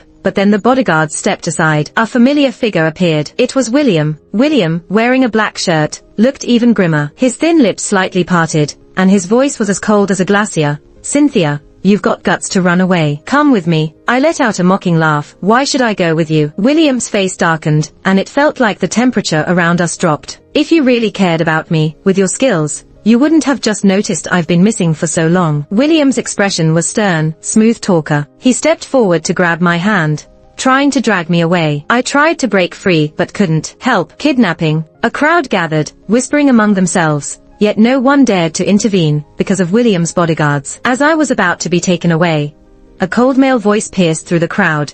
"Where do you think you're taking my woman?" It was Eric. I looked over where the voice came from, and the onlookers made way for his assistant pushing his wheelchair. I felt a surge of hope. William saw Eric and sneered, "A cripple dares to compete with me." Anger surged within me, and I lashed out at William. "You're the cripple. If he's a cripple, then you're blind." William's face turned ugly, and he almost crushed my wrist. Just then, another hand, rough but gentle, held my wrist. It was Eric. He stood up. Just as I was about to worry, Eric stared at William defiantly. "Mr. William, release my fiancé." His words stunned not only William, but also me. How did I become Eric's fiancé? William's face darkened like a stormy sky. "Your fiancé? Everyone in Philly knows Cynthia is my woman." Unlike William's outburst, Eric remained calm, his voice steady yet powerful. "Isn't your wife Diana?" William's lips tightened. "And since when did Cynthia become your fiancé?" "From what I know, she's just a nurse you brought back." I knew Eric was trying to protect me, but the fact was, I wasn't his fiancé. Besides, with employees from the company around,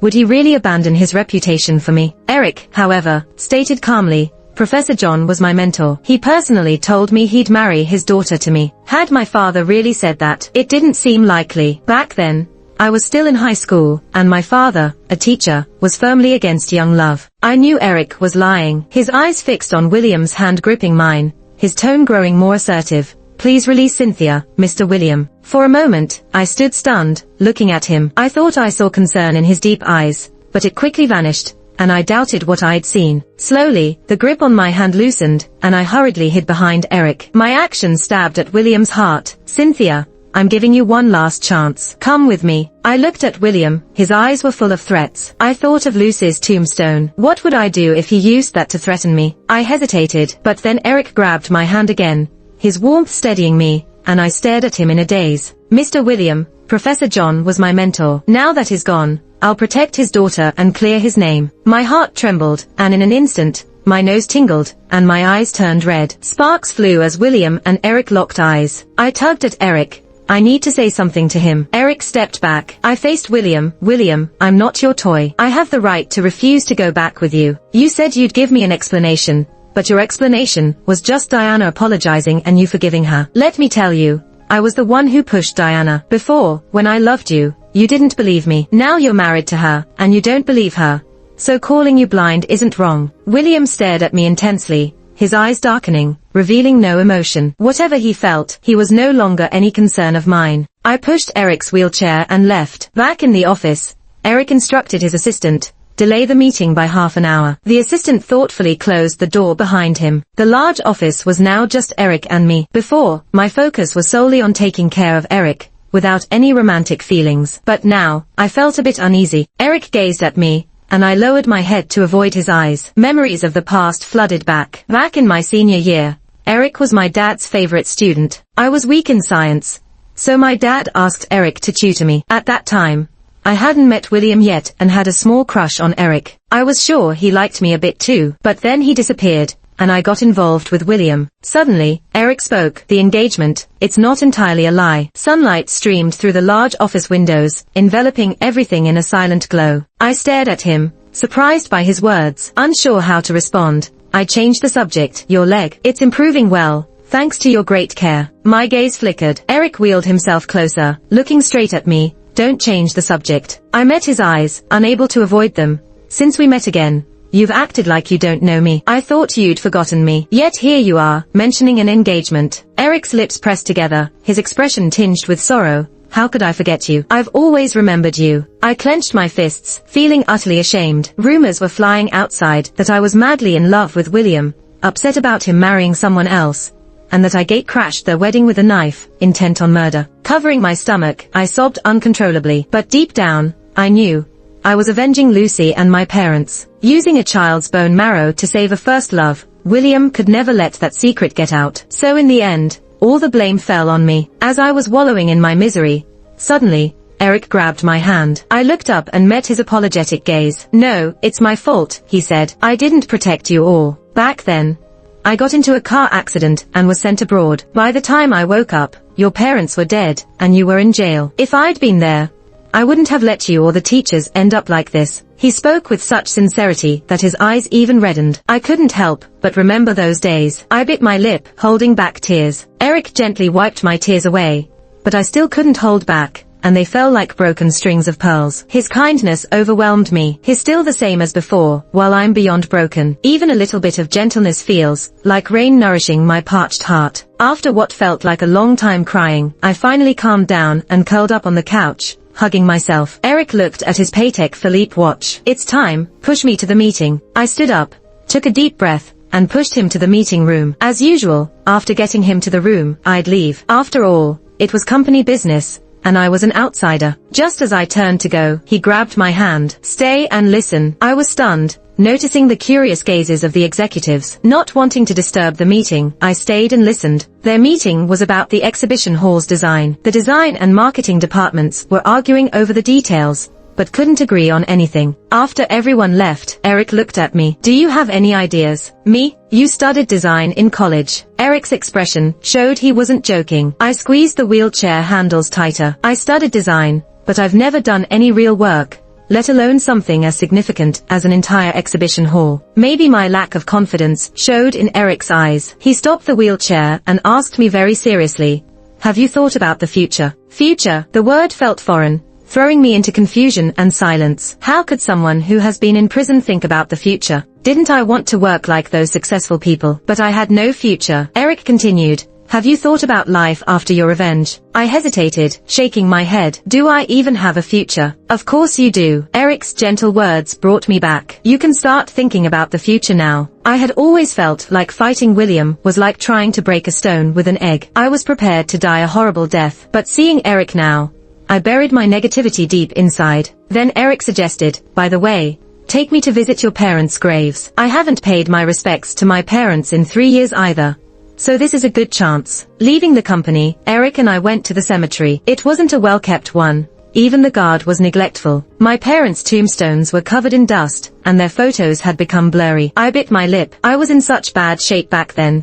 This was the best I could do for them. I didn't look at Eric's reaction, just wiped the photos with my sleeve, lit incense, and knelt in front of my mom's tombstone. Dad, Mom, I'm sorry I haven't come to visit you in 3 years. Today, I also brought Eric to pay his respects. Eric stepped forward to pay his respects. His soft voice had a hint of heaviness. Rest assured, I will take care of Cynthia in your place. You always said my dad asked you to look after me. Why? In front of my dad, I finally asked. Eric took out his phone and handed it to me. This is a message your dad sent during my coma. It was from my dad. The tone, the words.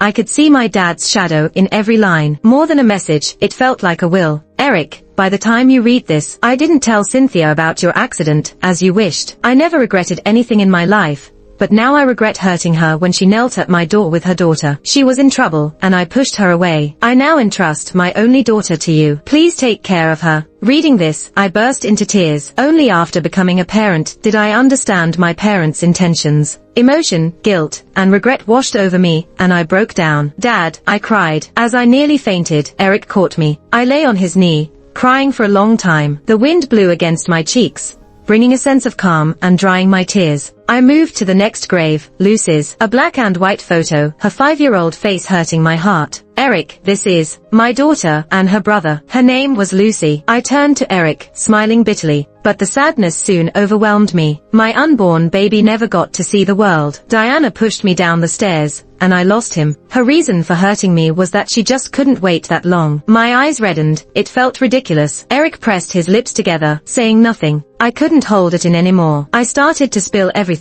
William had Lucy die on the operating table when she was just 5 years old to save Diana. For Diana, he also caused the deaths of my parents and my 2-month-old baby. Hatred filled my eyes, so I'm out for revenge. My emotions were raw and open. To my surprise, Eric agreed. Sure, tell me your plan, and I'll help you. I looked at him in shock. He seemed to understand my thoughts and glanced at the tombstone, his eyes cold. Not just for you, but also to clear your parents' names. It was the first time I'd seen such an expression on Eric's face. I suddenly remembered the talk I heard about him at the Mingyu Club. People said he had taken full control of the company with iron-fisted measures. I had been by William's side when he lost power, and I knew how brutal and tough group struggles were. William and I had put in countless efforts. Every step was hard fought. For Eric to hold the reins of the whole group, his means couldn't have been simple. His gentle exterior was just a facade, but I still chose to refuse. I couldn't drag him down with me. Eric didn't push the issue. After leaving the cemetery, I seriously thought about my future life. So when Eric mentioned the advance bonus,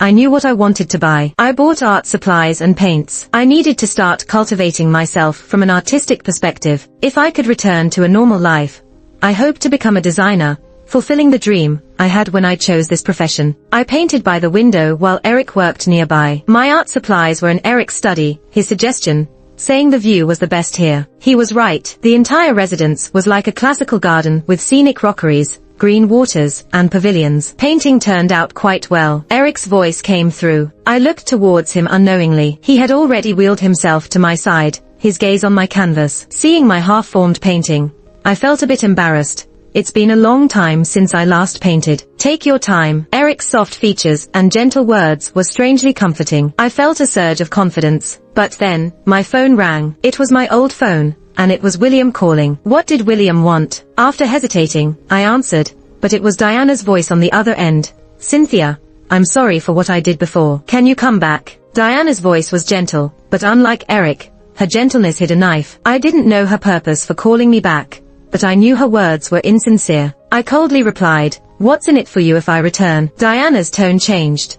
I don't care what kind of spell you have over William making him think of you. You need to come back so he stops thinking about you. Otherwise, do you want your daughter's soul to be disturbed forever? Threatening me? Did you forget what I have against you? My eyes darkened, and I hung up without another word. I then met Eric's clear, deep black eyes. They reflected my vengeful self. I bit my lip. This is who I am now, scared yet. I had tried to convince Eric to break off the engagement, but he wouldn't agree. I saw my dad's message to him, only asking him to take care of me, not mentioning any marriage. He already did well, giving me a place to stay, helping me rediscover my passion, and protecting me from William. He did a lot, but then Eric just shook his head, smiling confidently. No way. Loving someone means accepting everything about them. My heart trembled, almost doubting my ears. What did you say? Eric, unaware of the storm he caused in my heart, gazed deeply. No matter what you become, I still like you. Stumbling over my words, I asked, are you confessing to me? He admitted, calm. I didn't say it before, worried I'd scare you. I was a mess inside. Do you know what leverage I have against Diana? It's her son, only 8 years old. I wanted her son to suffer like Lucy. I'm bad. Eric's gentle smile never wavered, showing no disgust. My heart tangled more. I have 2 other kids. I've been someone's mistress, and I've done time. I revealed all my flaws. No normal person would want a woman like me. Eric frowned deeply, looking displeased. Seeing his expression, a part of me felt strangely disappointed. He should despise me, the thought would be better off. But then Eric spoke coldly. Don't degrade yourself like this, Cynthia. You're great. After hardship comes sweetness. You'll live well in the future. I was stunned. I never expected Eric's first angry look at me to be for this reason. Silence spread through the room. I clutched my phone until Eric broke it again. Or, do you dislike that I'm in a wheelchair? I looked at him. He appeared vulnerable. Don't say that. Your legs are almost healed. I stammered, flustered, feeling uneasy. I need some air. I'll head out first. I hid back in my room like a turtle retreating into its shell. How could Eric still like me? I thought I was done feeling things. But thinking of these past days with Eric, his respect for me, I felt a new way of being with a man. Care and respect, and being needed. Eric's expression earlier had me in a fluster. I pondered for a long time, until someone knocked on the door. I snapped out of it, opening the door to find Eric. Remembering his confession, I backed off, clutching the door. What do you need? Can I come in? I stepped aside. Eric wheeled himself into the room, and I followed him in. He lifted a box from his lap.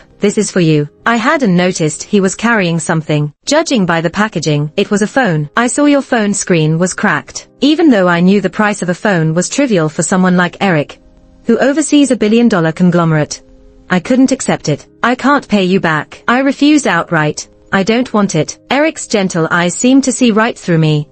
Don't worry about paying it back. If it makes you feel better, agree to accompany me to a party. With that, I finally took it. Okay. I knew it was just a trade-off to make me accept it. Even if I hadn't agreed, he would have found another reason. Seeing me accept, Eric turned and left. Using the new phone made me feel different. I finally realized I was out of prison and starting a new life. I set the phone aside and went to sleep. The next morning, I woke up at 7, as usual. As soon as I got up, I received a call from an unknown number. I answered it, and the person on the other side stammered, "Is this Cynthia?" I frowned. "Yes, who are you?" "Sorry, I'm the cemetery manager. This morning we discovered that the graves of your 3 loved ones were dug up. It's our fault for poor security." I couldn't hear anything else they said.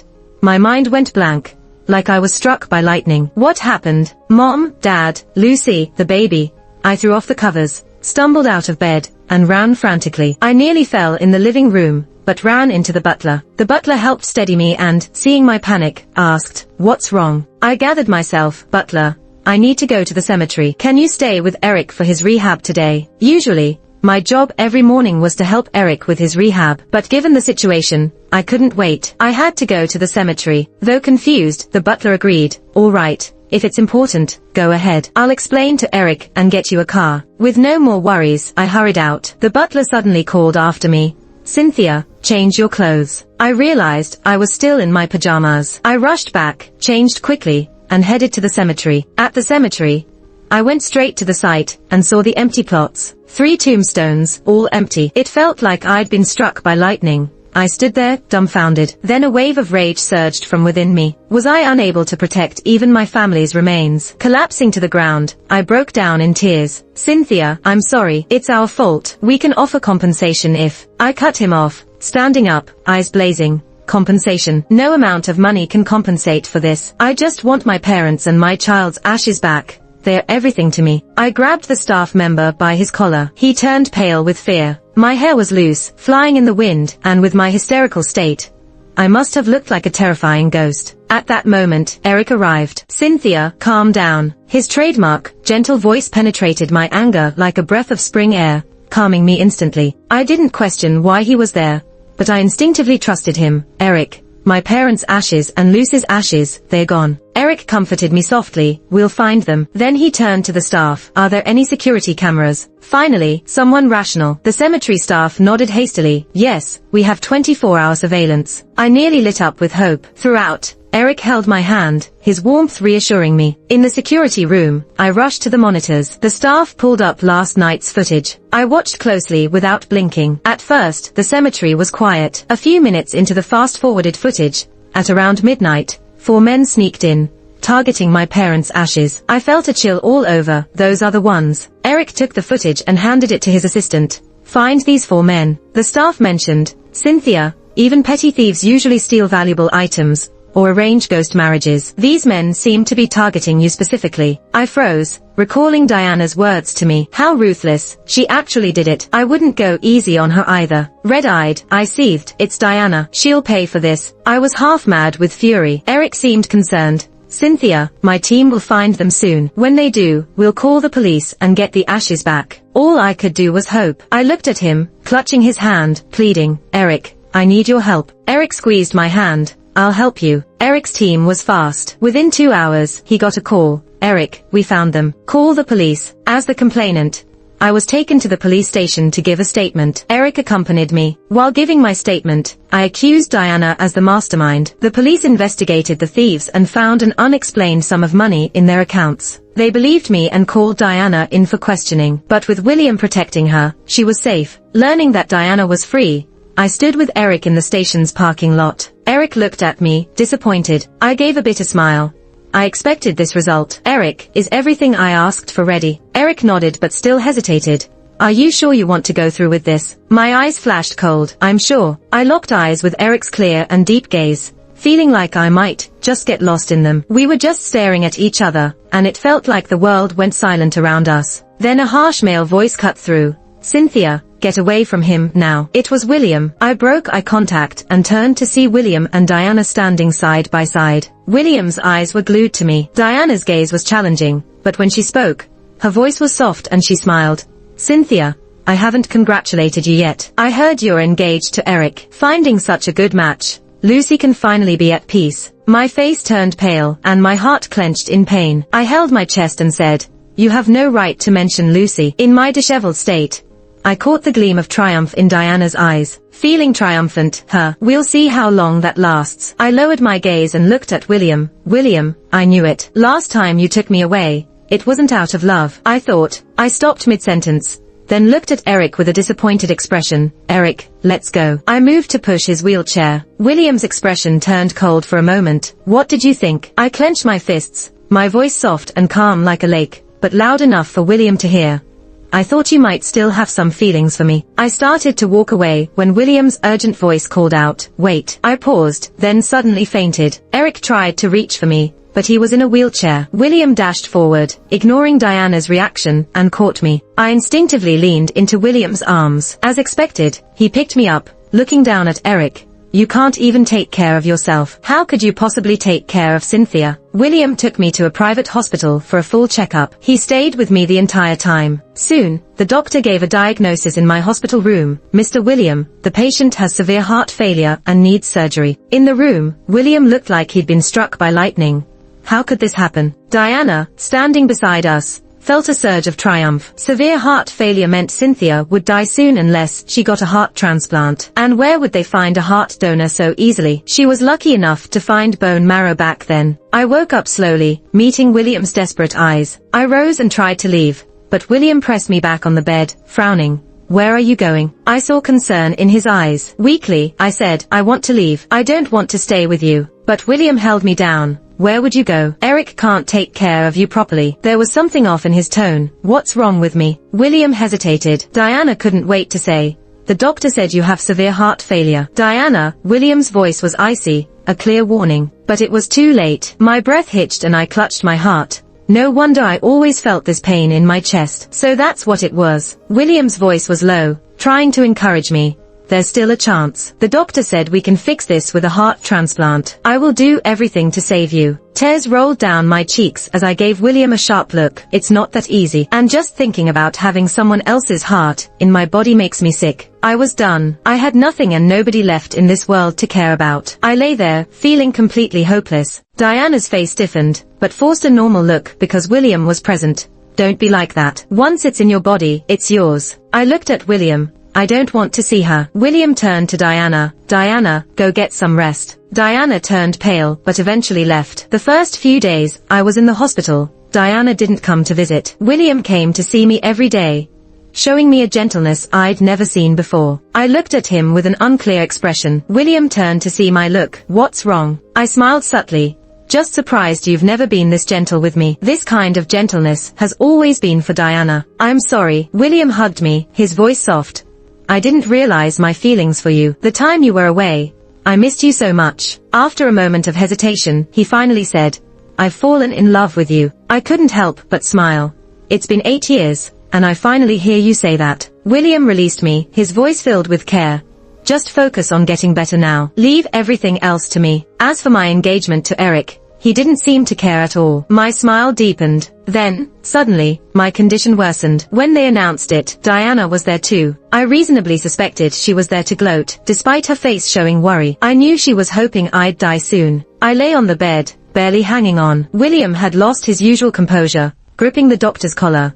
If you can't save her, then none of you are worth anything. The doctor trembled in fear, saying nothing. Another doctor rushed in, excited. We found it, Mr. William. He handed William the papers, wiping sweat from his forehead. We found a heart donor in the black market. The donor is named Henry, and he's 8 years old. But just as the doctor finished speaking, Diana snatched the information away. Her sharp voice rang out, no way. William coldly stared at the suddenly vocal Diana. Why? Diana looked at William in panic. This is my son's file. Why would his information be in such a place? William pursed his lips, seemingly wavering. I looked at William and spoke softly. I'm okay. I can't accept having someone else's heart beating inside my body. Spending the last days with you is fulfilling enough for me. I gazed at William with tenderness. It mirrored Diana's initial hesitation perfectly. The tenderness in William's heart was about to overflow. No, you must have the surgery. He then asked the doctor coldly. Are there any other donors? The doctor seemed to realize the situation. This doctor had been working here for 3 years. Though he wasn't in the hematology department, he knew the story between William, Diana, and me. Now the situation had completely reversed. He lowered his head, wiped the sweat off his forehead again, and cautiously answered, no. I studied William's expression. At the moment the doctor said no, a dark look flashed across his face. I've been with William for 5 years. I know him well. Just one look and I know what he's thinking. That look means he's made up his mind. I understand William, and so does Diana. Diana suddenly tore the file into pieces, her gentle exterior unable to hold. I get it. Cynthia, this has all been your scheme. You don't even have a heart condition. You're just getting back at me. You want my son to atone for your daughter's death. I angrily looked at her, my face flushed. I would never do such a thing. Suddenly, my heart ached. I clutched my chest, my face pale as paper. William supported me, letting me lean on his shoulder. You can't get upset. Don't argue with her. Diana pointed at me. William, she's faking it. She's definitely faking it. I didn't speak. William defended me. Take her away. Diana tried to cause a scene, but was escorted out by the doctor. The room fell silent. Leaning on William's shoulder, I whispered, don't you think Diana would believe I'm pretending? William didn't respond. I weakly continued, if it were me, I'd think it was fake too. How could it just match with Diana's son? Plus, with all the animosity between her and me. I gave a bitter smile. William spoke in a calm voice. It's not surprising her son matches with you. After all, our daughter matched with her. It's fate. I'll have her son donate his heart as a form of repayment to you. Mentioning our daughter made my nose tingle with sadness. In the next few days, William was busy trying to find someone. I stayed in the hospital quite comfortably. One day, I was talking to Eric on the phone. Suddenly, Diana burst in, her eyes bloodshot, looking like she wanted to devour me. Cynthia, do you have a heart condition or not? I leaned back on the bed, leisurely watching her expressions. Internally, I sighed. Her expression is exactly like mine back then. Diana saw I wasn't talking. Her face darkened further. She grabbed me.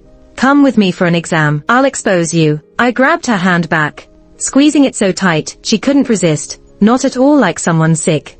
Don't pull me. If you do, I'll get emotional and might need surgery even sooner. Your son will die quicker. These days, helping Eric with his rehab, my strength had increased. Besides, Diana had always lived a pampered life, her body weak. She couldn't even struggle free. Unable to break free, Diana was furious, but also a bit pleased. Cynthia, I knew you were faking. If your heart was failing, how could you be this strong? You don't look like a patient at all. What are you all standing around for? Take her for a checkup. Saying this, the doctors moved to grab me. I squeezed her hand tighter, casting a cold look at the doctors. Stay back. But Diana thought I was scared and sneered.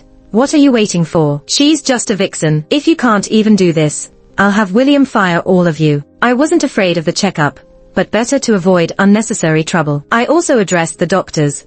You see how William treats me and her. If anything happens to me, how will you answer to William? The doctors halted, exchanging uncertain glances, not daring to move forward. Between Diana and me, as mere workers, they couldn't afford to offend either. Seeing them hesitate, Diana's face turned darker. You all. I took the opportunity to let her go. Freeing herself, Diana snapped at the doctors. You're all fired. Watching Diana's frantic outburst, I felt satisfied and reminded her, watch your image. If William sees you like this, what will he think? Married a shrew with great effort. Enough. At that moment, William's stern voice came from the hallway. I looked up to see his tall figure standing at the door, but I also saw a small hand slip past outside. I smiled and immediately put on a weak facade. William, why are you here? Diana stiffened and also looked at the door, smiling softly. William, you came just in time. These doctors are useless and not fit to take care of Cynthia. We should replace them. Unexpectedly, William ignored her, walked past her to my side, supported me, and asked with concern, how are you? Did they disturb you? I leaned on William and caught a glimpse of Diana's incredulous expression. She couldn't believe it. William had loved her for so many years, was crazy about her, and would do anything for her at a mere signal. Why was he suddenly ignoring her now? I shook my head. It's okay. William, did you find them? He nodded and signaled to bring them in. No way. Diana's voice trembled. I noticed her anxious and worried look when she heard the word found. Our eyes were all on the door. The bodyguard brought in an 8-year-old boy named Henry. I looked him over, an 8-year-old, tall for his age, already about 5 feet. He was handsome. One could easily see that he'd grow up to charm many girls. As soon as Henry came in, he ran straight to Diana. Mom. Diana looked worried. Why didn't you stay with your dad? Why did you come out? Henry replied, this uncle said he would bring me to you. Mom, why haven't you come to see me and dad for so long? Children's words are always the most innocent. Diana stopped him and then looked pleadingly at William. William, believe me, let Cynthia go back. She's faking her illness. Weakly, I said, I've been through this. I understand your feelings.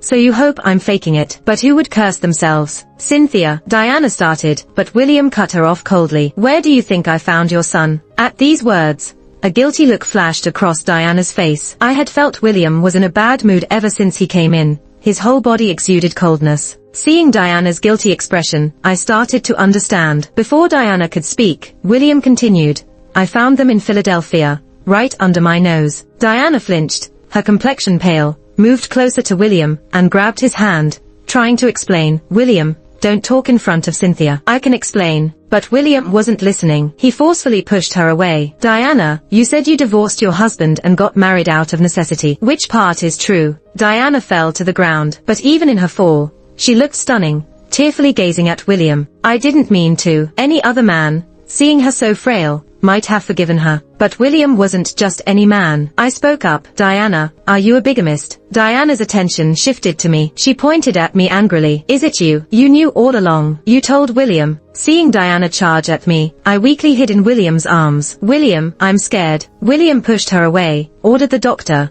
schedule the surgery as soon as possible. Diana fainted from rage when she heard this. William didn't care and ordered the guards to take her away. When Diana woke up, she rushed to the emergency room. I had just finished my surgery, and on the bed next to me lay Diana's son, covered with a white cloth, his face pale, eyes tightly shut. Diana staggered to Henry's side, trembling, checking his breath with 2 fingers, and confirming it with a sorrowful look. I told her, my condolences. Diana, eyes red, looked at me. Cynthia, you're so cruel. My son was only 8. You knew he couldn't survive this surgery without a heart. You killed him. Why did it have to be my son out of so many hearts in the world? Listening to her screams, I felt a twinge of sadness. So, you knew. Diana was stunned. I got off the operating table, appearing surprised. Maybe she was wondering why I could move so soon after surgery. Step by step, I approached her, eyes red, voice calm. You knew a child couldn't survive this surgery. You knew the only outcome was her dying on the table. But you still wanted my Lucy to donate her bone marrow. You were deliberately trying to kill her. Fear flashed in Diana's eyes,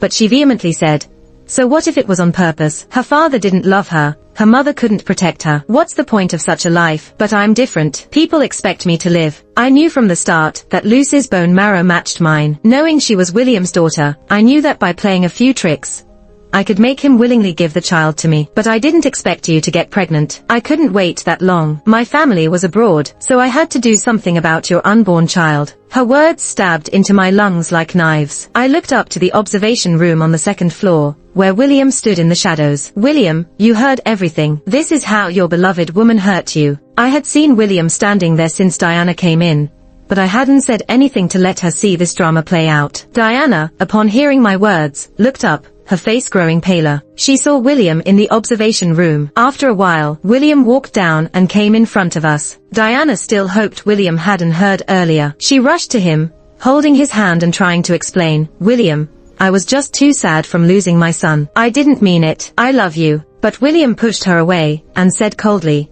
"These years, you often disappear for days claiming you're traveling. Do you want me to reveal where you've actually been?" Listening to their confrontation, I let out a cold laugh. William's attention shifted to me. He walked over, his eyes deep and dark. He was clearly angry, with his lips pressed into a thin line, but he didn't say a word. "You were never sick. You've been lying to me." I choked up as I spoke. "Yes, you have." My eyes fell on Diana behind him. Smiling, I continued, "She's a good teacher. I've learned well, haven't I?" William grabbed my hand, looking devastated.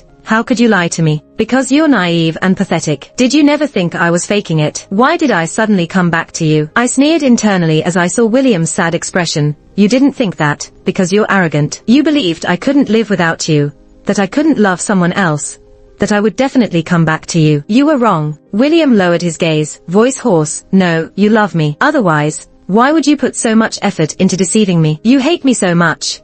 How could you endure staying by my side?" He seemed to convince himself, looking at me with deep affection. "Cynthia, we've already traded a life for a life. Let's start over. We can be just like before, and we can still have children." Children were my Achilles heel. I felt a sharp pain in my chest and screamed, face reddened, "William, you don't deserve to have children for the rest of your life." William's face turned pale. Diana let out a bitter laugh. "William, you heartless, cruel man. You took my son's life, so don't expect to have children of your own." While we were distracted, Diana suddenly picked up a scalpel and charged at me. "Cynthia, pay for my son's life." Her face twisted with rage. I watched in horror as she rushed at me with the scalpel. Before I could react, William stepped in front of me and the scalpel stabbed into his hand. The sound of the blade cutting into flesh. I watched, stunned, as blood flowed from William's arm. Diana, frustrated she hadn't harmed me, prepared to strike again, but the operating room door suddenly burst open. "Freeze!" The operating room is surrounded by police. Eric led the way in. He came over to me,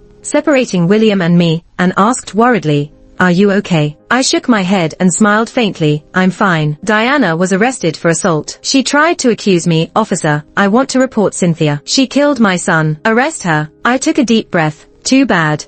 I didn't actually have heart failure. I couldn't have killed your son. He's just under anesthesia, and will wake up when it wears off. But your son will now have a mother who's been to jail. Diana, enjoy your time in prison." Diana was taken away in disgrace. Seeing her led away, the frustration inside me eased significantly. Eric supported me by the shoulders, ready to leave. Then, behind me, I heard William's hoarse, longing call, "Cynthia, don't go." I paused. Eric stopped with me. Slowly, I turned to see William clutching his wound, dark red blood dripping down, his face ashen. He rarely appeared this vulnerable, which evoked sympathy. "Don't go with Eric." But I wasn't falling for it anymore. "William, don't come near me again." I left him with that and walked away with Eric. Looking out the window, I realized we weren't heading to his place. "Where are we going?" Eric replied, "You'll know when we get there." I stayed silent, letting the silence fill the car. Eric chuckled, "You trust me so much. Aren't you afraid I'd sell you?" He joked, but I turned to him seriously. "You helped me. Even if you sold me,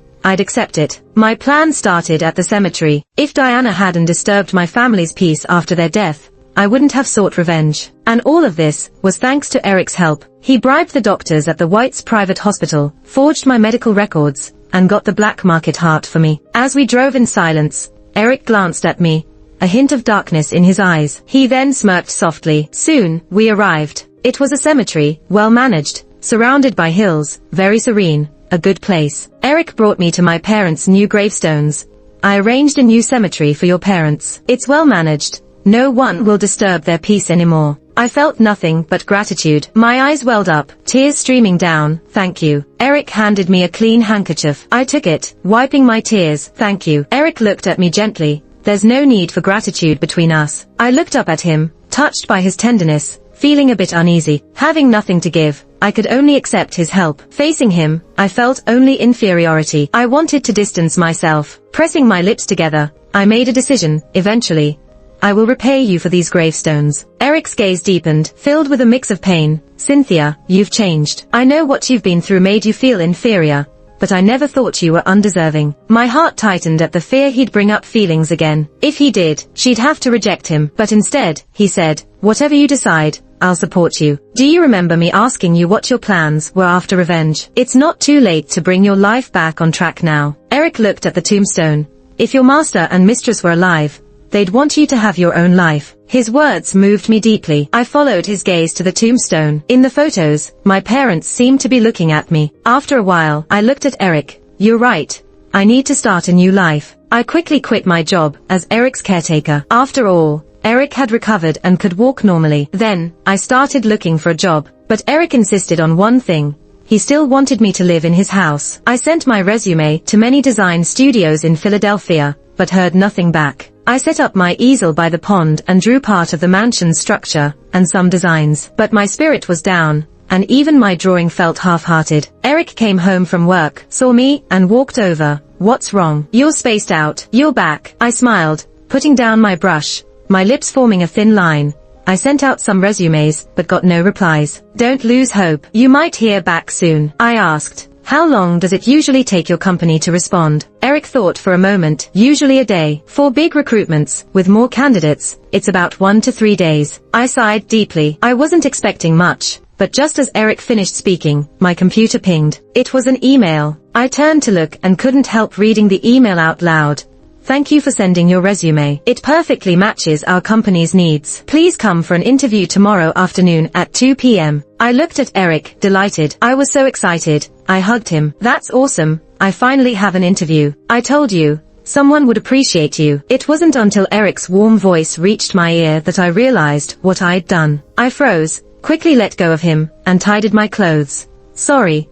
I was just really happy." "Eric, since it's good news, shouldn't we celebrate?" I nodded but decided to wait. "Once I pass the interview, I'll cook for you myself to thank you. If it weren't for your support, I wouldn't have bounced back. I'll be looking forward to it." We exchanged a smile. Then I had the motivation, urging Eric to leave, so I could finish my drawing. The next day, I went for the interview as scheduled. Eric had arranged a car to take me, but I received a message from William. "I'm hurt. How can you be so heartless, and not even come to see me? These past few days, I've thought a lot. I made many mistakes. Forgive me and come to see me." William's message, which started with accusations and ended with humble pleas, only made me disgusted. Did he really think I could forget everything he did, forgive him, and feel pity for him? I blocked his number right away. My mood instantly lifted. I arrived at the company where I was interviewing. It was a small company, not very large, but I'd seen the work. Zihua Architecture had done several famous projects. Though it seemed small, it was definitely a strong company. The receptionist greeted me warmly. "You must be Cynthia. You're even prettier than your photo. Please follow me." She led me to the boss's office. As I passed by the main office, I glanced around. The atmosphere seemed great. The colleagues got along well, very friendly. My fear subsided quite a bit. "Boss, the new interviewee is here." The receptionist's voice brought me back, and I entered the office, meeting the boss. The boss was a handsome young man, fair-skinned with curly chestnut hair, looking quite youthful. I was stunned when I saw him. The boss sat in his chair, gesturing to the seat opposite him, indicating I should sit. I sat down. "Introduce myself. I'm Mike, the founder of this architecture company." He asked me a few simple questions. Then, "There are a few years missing in your resume. Did you not work between graduation and now?" I was prepared for this question and replied honestly, "I didn't work, because I was raising children." "So now you're looking for work because the children are grown up." I tried hard to suppress my urge to cry. "They've passed away." Mike quickly apologized. "I'm sorry. That's quite the way to make someone regret being born into this world." He felt terrible. Out of guilt, Mike handed me my resume.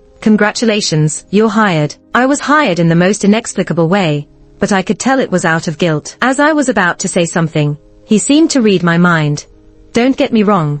I reviewed your resume and your submitted work. Your qualifications are more than adequate, and your appreciation for beauty aligns with mine. You aim high. The most crucial quality in our field is the appreciation of beauty, and above all, you're experienced." I felt relieved, but had to tell him one more thing. I also did 3 years in prison. "For what?" "Intentional injury." After hearing this, Mike asked glumly, "Will you hurt anyone again?" "No, I promise." With my assurance, Mike stood up and extended his hand. "All right, you're hired. Looking forward to working with you." Looking forward to it. Everything was set. I could start work the next day. But just as I left, I saw a familiar car parked downstairs. A Rolls-Royce. William had come to pick me up in it on my release day. My face turned grim. I pretended not to see anything and got into the car I came in. Drive, I ordered. I thought William wouldn't follow if I ignored him. But when I looked in the rearview mirror, his car kept a deliberate distance behind mine. I clenched my fists, my expression stern. Only when we arrived at Eric's villa did I think William couldn't get in. According to our agreement, since I got the job, I would cook to thank Eric. Back when I wanted William to come home for dinner, I took cooking classes and found I had a talent for it. My cooking isn't far off from a 5-star chef's. It was 4 p.m. when I got home. In 2 hours, Eric would be back. Just the right amount of time. I cooked a lavish meal and filled the table with dishes. When Eric arrived and saw me bringing dishes to the table, he asked, "Did you make this yourself?" I smiled and nodded. Eric said, "Looks like you found a job." "Yep," I replied. Eric took off his coat and sat at the dining table, glancing at the dishes. "All my favorites?" he asked. I looked at him, my gaze forthright. "I noticed you like these," I said. We had a delightful meal. The next day, I officially started work. On my way to the office, I sometimes saw William's car following me, but he never bothered me, so I ignored him and focused on my work. Sometimes Eric would pick me up after work. The company had a great atmosphere, and I quickly got familiar with my colleagues. Mike handed me important projects from the start. I didn't refuse, wanting to test my abilities. I struggled a bit initially, but my colleagues helped, and I worked late till midnight. In the end, I did a great job and felt much more confident. A month passed quickly. One day, Mike announced, "Everyone, the Whites has a project. All the design firms are bidding, and we'll give it a shot too." I was surprised. "The Whites?" I asked. Mike said, "I need an assistant." My colleagues eagerly raised their hands. Only I stayed still, showing no reaction. I overheard them whisper, "The White CEO is supposed to be super handsome. Maybe we'll get a chance to see him." Noticing I wasn't joining in, they asked me, "Cynthia, don't you want to meet the White CEO?" I shook my head faintly. "No," I said, but Mike pointed at me immediately. "It's decided, Cynthia. It's you." I turned, looking at the finger aimed at me. I moved a bit to the left, but the finger followed. It was definitely me. "Why me?" I asked. "Because you work the hardest. If the project needs any overtime, it's all on you," Mike said, making a convincing case. My colleagues no longer saw it as a good thing. They all had skills, but their desire to see a handsome guy wasn't as strong as their desire to get off work. I hesitated. "Mike, maybe pick someone else. I'm afraid if you take me, we might not get the deal." But Mike didn't care about winning or losing. While it's true I didn't aim to become this well known, I can't help but stand out. If we fail, it's not a big deal. Before I could argue back, he quickly left. All right. That's settled then. I consoled myself that the Whites had numerous projects. It wasn't certain I'd run into William. 3 days later, Mike and I took our proposal to the Whites. We were led to the meeting room where our competition was also present. It was a top-tier company in the industry. I didn't expect to see a familiar face.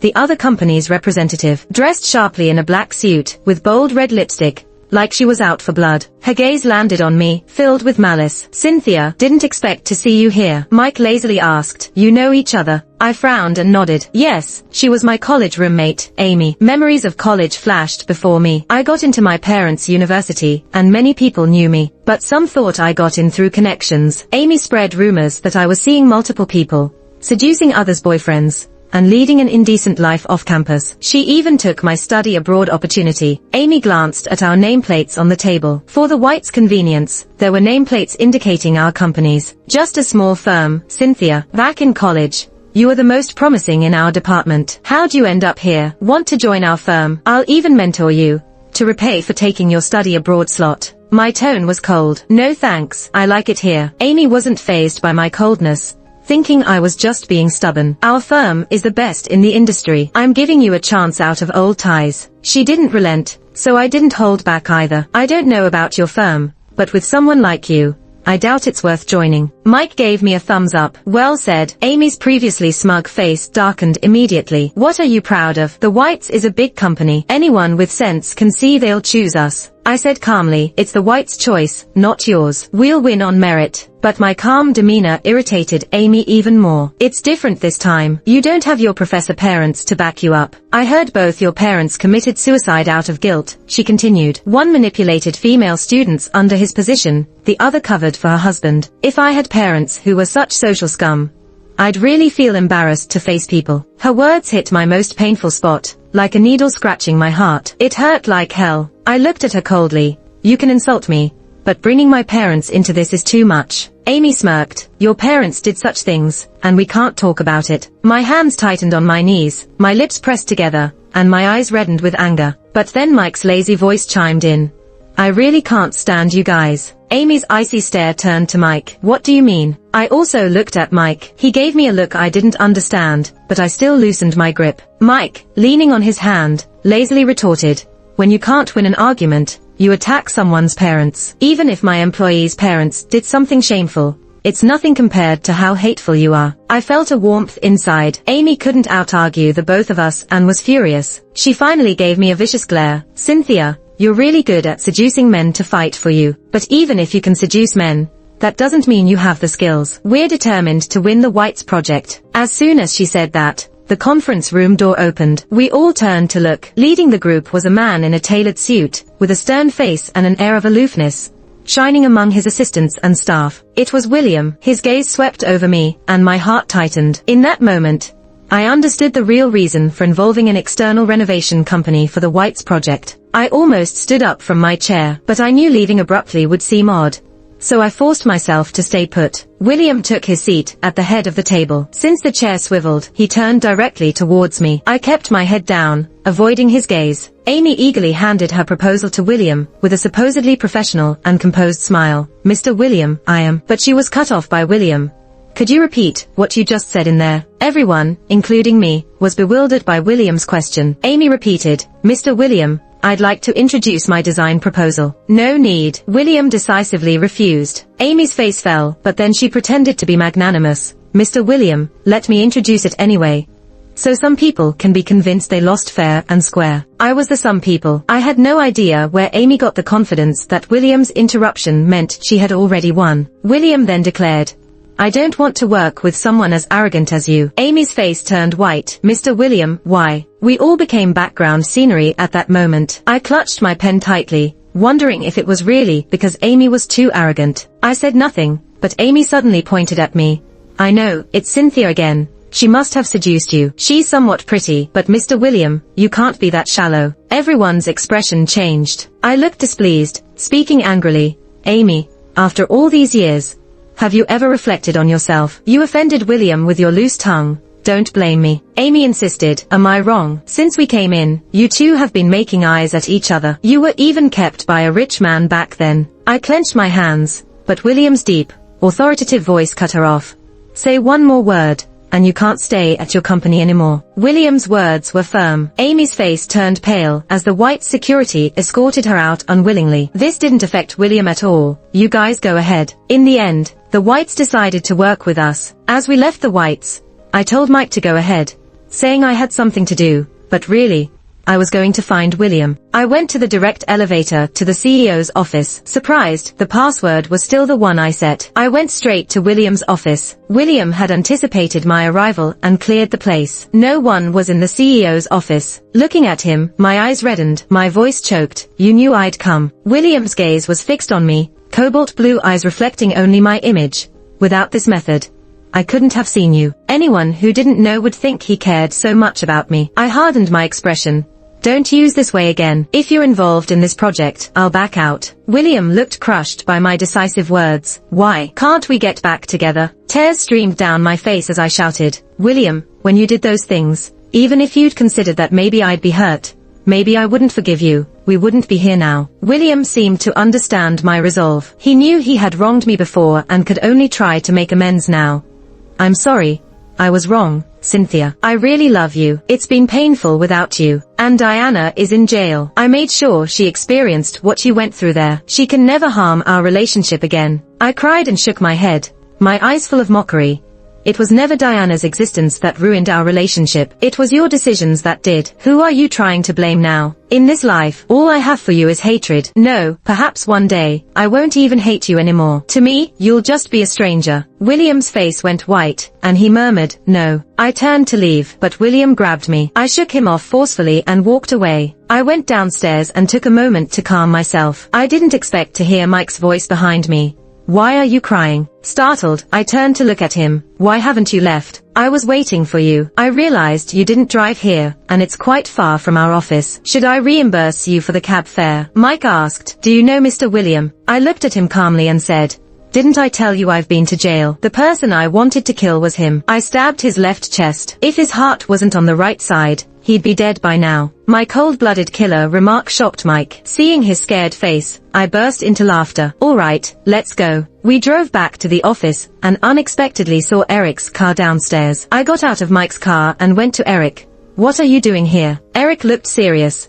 I found that girl who testified about the professor's misconduct. My face darkened. Everything was happening today. Eric continued. After that event, she went abroad. It took some time to find her, but she's flying back today. We can still catch her. I immediately took leave from Mike and went to the airport with Eric. We arrived at the VIP lounge, and an airport staff led a stylishly dressed woman inside. Since the girl's face was blurred in the video back then, I couldn't recognize her. She looked unfamiliar. Is it her? I asked Eric. Yes, it's her. Hearing his confirmation, I couldn't hold back. I rushed forward and grabbed her.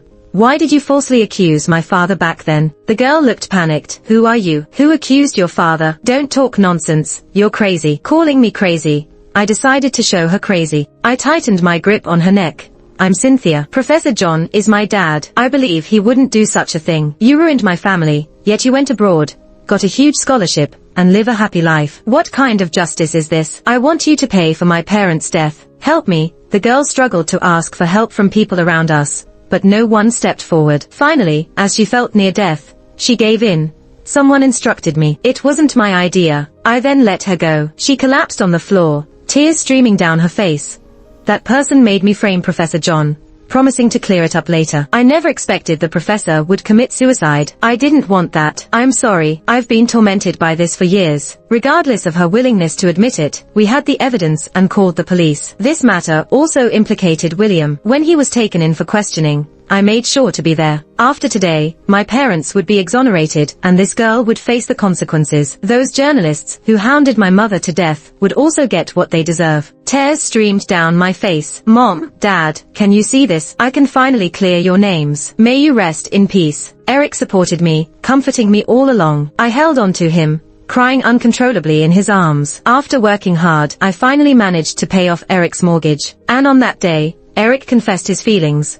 I like you. From the first moment I saw you. Will you give us a chance? I will. When William was released, Eric and I were having our wedding. It was grander than William's wedding with Diana. Flowers, balloons, and a seaside venue, with seagulls soaring above, blessing Eric and me. The officiant asked me, for richer or poorer, in sickness and in health, do you take Eric as your husband, forever and always? I saw William in the crowd. He wore a suit, looking thinner than usual. His eyes were locked on Eric and me. I thought his eyes showed unwillingness and sorrow, but I had let go of my hatred and embraced a new life. I looked back at Eric with a big smile and loudly said, I do. William's epilogue.